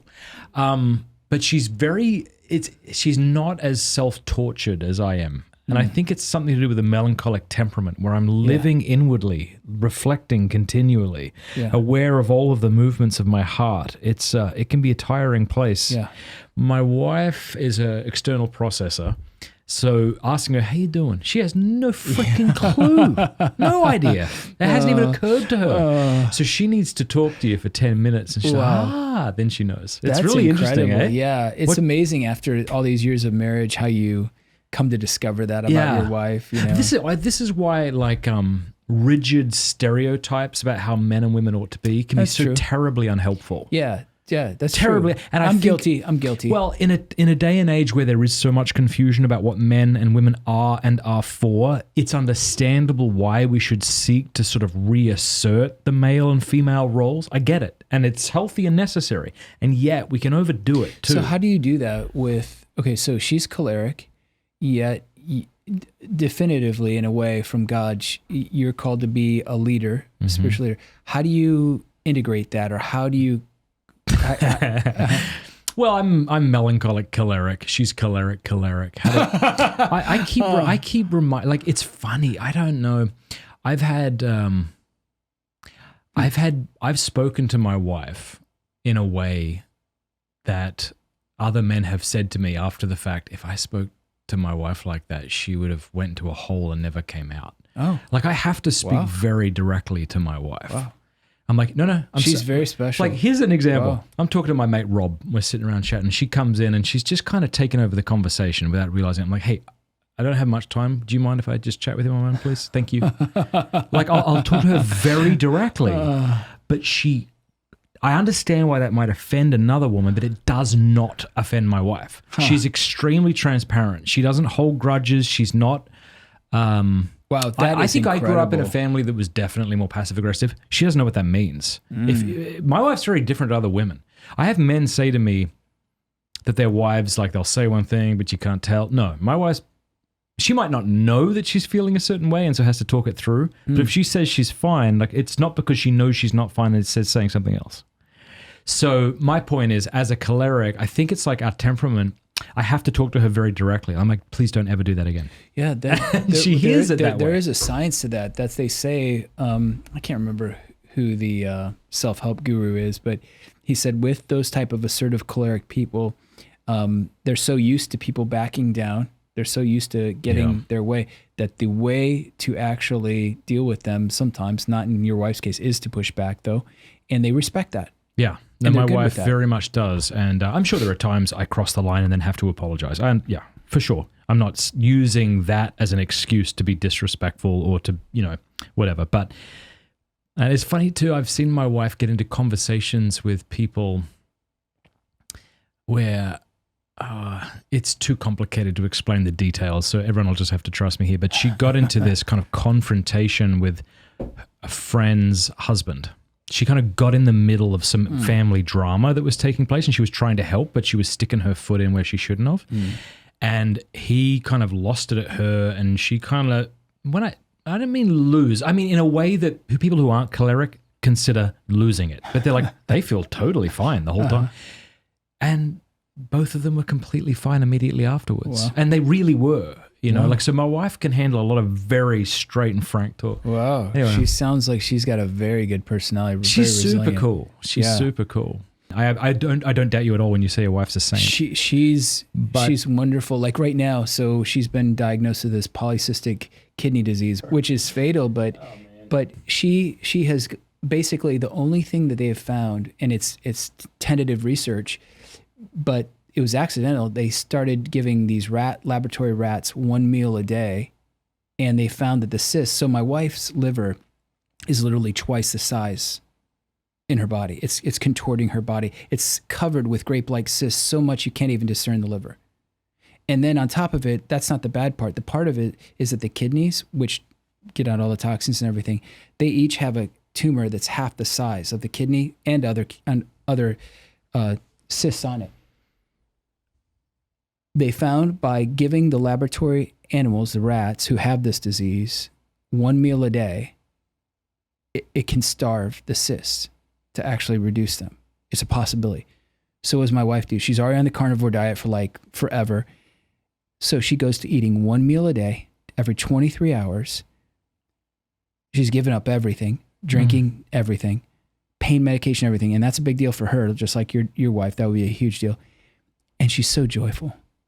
And she loves me and she supports me in everything, even while she's carrying this huge cross. Yeah, she's a special woman. She had to be to put up with me. I mean, my kids, they imitate my wife because my wife was in so much pain and she would like hobble around the house, like literally like her hips would dislocate and she could feel them as she would walk, and she would go, "Praise you, Jesus, praise you, Jesus," like that, and mean it. And my kids would kind of like make fun of her in a kind way, like, "Praise you, Jesus." And I'm like, what a good woman. Wow, that's incredible. That's how your kids make fun of you. Oh my gosh, I love that. Wow, that's incredible. Yeah. Well, God bless your wife. I'm so sorry that she's going through this. I'm so sorry your family. Please pray for her. Yeah. And miracles can happen. Miracles can happen. But you think of Saint Joseph and Mary, I mean, what they went through. I mean, it's just unbelievable if you really, like if you read the scriptures, it's like every time they turn around, a calamity is happening. Yeah. I mean, that's a good point. From being chased out of Bethlehem and the child being almost murdered, and then, Magi show up, and then, Could you imagine feeling like, okay, everyone 2 years old and under just got slaughtered because of they were looking for my child. Them. I think it tormented them. And not to question God. To understand that there are things that men do that aren't God's fault. Yeah. But I love what happened there. Now I think about this. Joseph, it says that he rose and took the mother and child by night. And I meditated on this, and this is so beautiful about St. Joseph, is that is the dark night of fatherhood. Where you're not seen, you're not acknowledged, you're running from the enemy. We're all like Jason Bourne. We all have targets on our backs, but we don't know why we're being hunted or who's hunting us, because we've lost touch with our identity and our mission. Joseph has this identity and this mission. He's an underground king. He's a Davidic king. He's underground. He's hiding all that. He's taking care of the Christ child and the mom. He's running for his dear life with all of them. And it's the dark night of fatherhood. Yeah. No one's clapping for him. Yeah. No one's saying, "Way to go, buddy," and giving him a medal, And he goes down into this foreign land and he ekes out a living, not even speaking their language, suffering through it all, maybe wondering how long it's going to last. That's a man's man. I love St. Joseph. I love that you love St. Joseph. I've never had a devotion to him, and I've always not understood people's devotion. And I know Teresa of Avila spoke highly of him, so if she's on board, and if Jesus is on board, then I am on board. Yeah. I'm not saying I'm not on board. It's just people. Gosh, there's so much about him. Like it says that when he discovered Mary pregnant without his cooperation, that he put her away privately. And there's so much right there. So privately is lathra, which means secret.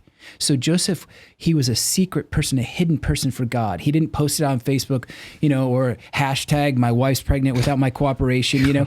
He was so secret. But the putting away privately, actually, it's in the Greek, it's apoilo, which means to liberate and set free.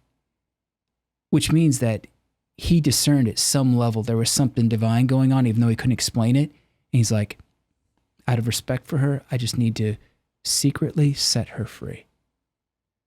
That is massively powerful. He's like, God, you do whatever you want here, even though I love this woman with my entire being so much that I'm willing to be chaste, I'm willing to be a virgin for her. I'm following her into that vow. I don't want to lose her. And that's the whole thing. When he pondered those things, that Greek word ponder is enthemeame, which is where we get the root word thumos, which is the masculine warrior spirit. But it's the masculine warrior spirit grieving, agitated. Joseph was agitated and grieving as he pondered the idea of letting Mary go. And yet he did all that in hiddenness. He didn't tell anybody. He didn't complain about it. That is so incredible. I'm like, why wouldn't I love him? Why wouldn't I want to be like him? The guy's amazing. And there's so much more, you know? Oh. What's the book you've written again that you didn't have here? The rules? The rule. No, not the new one. The first one you did. Joseph's Way. That's one, yeah. Yeah, Joseph's Way. Yeah, there was 4 volumes to that. 2 of them I didn't publish. Yeah. Did you ever put them together? Yeah. As one or? The first 2 were in the first book. Yeah. Oh, okay. Yeah. Yeah. The one on Moses and David, I never published. The one on David, I really love. Why didn't you publish it? So I'm not a theologian. I'm not a writer. At least I don't see myself as that. I'm not an academic scholar. So I think after the first one came out, I went through this like weird phase where I felt very inadequate. I don't have any credentials behind my name. I'm an oddity. I'm a total oddity. Like I write all this stuff and I don't have any theological background. And so I got a little nervous, I think. Did you get any pushback or legitimate, hey, you got this wrong, dude? No. I mean, once some of the criticism was with Joseph's Way that it was too deep, you know. But then Jason Everett was like, too deep? How could it be too deep? You know, he's like, I love it. That's a problem. Yeah. He was great. He published Show Us a Father. He said that was his best-selling book, Show Us a Father.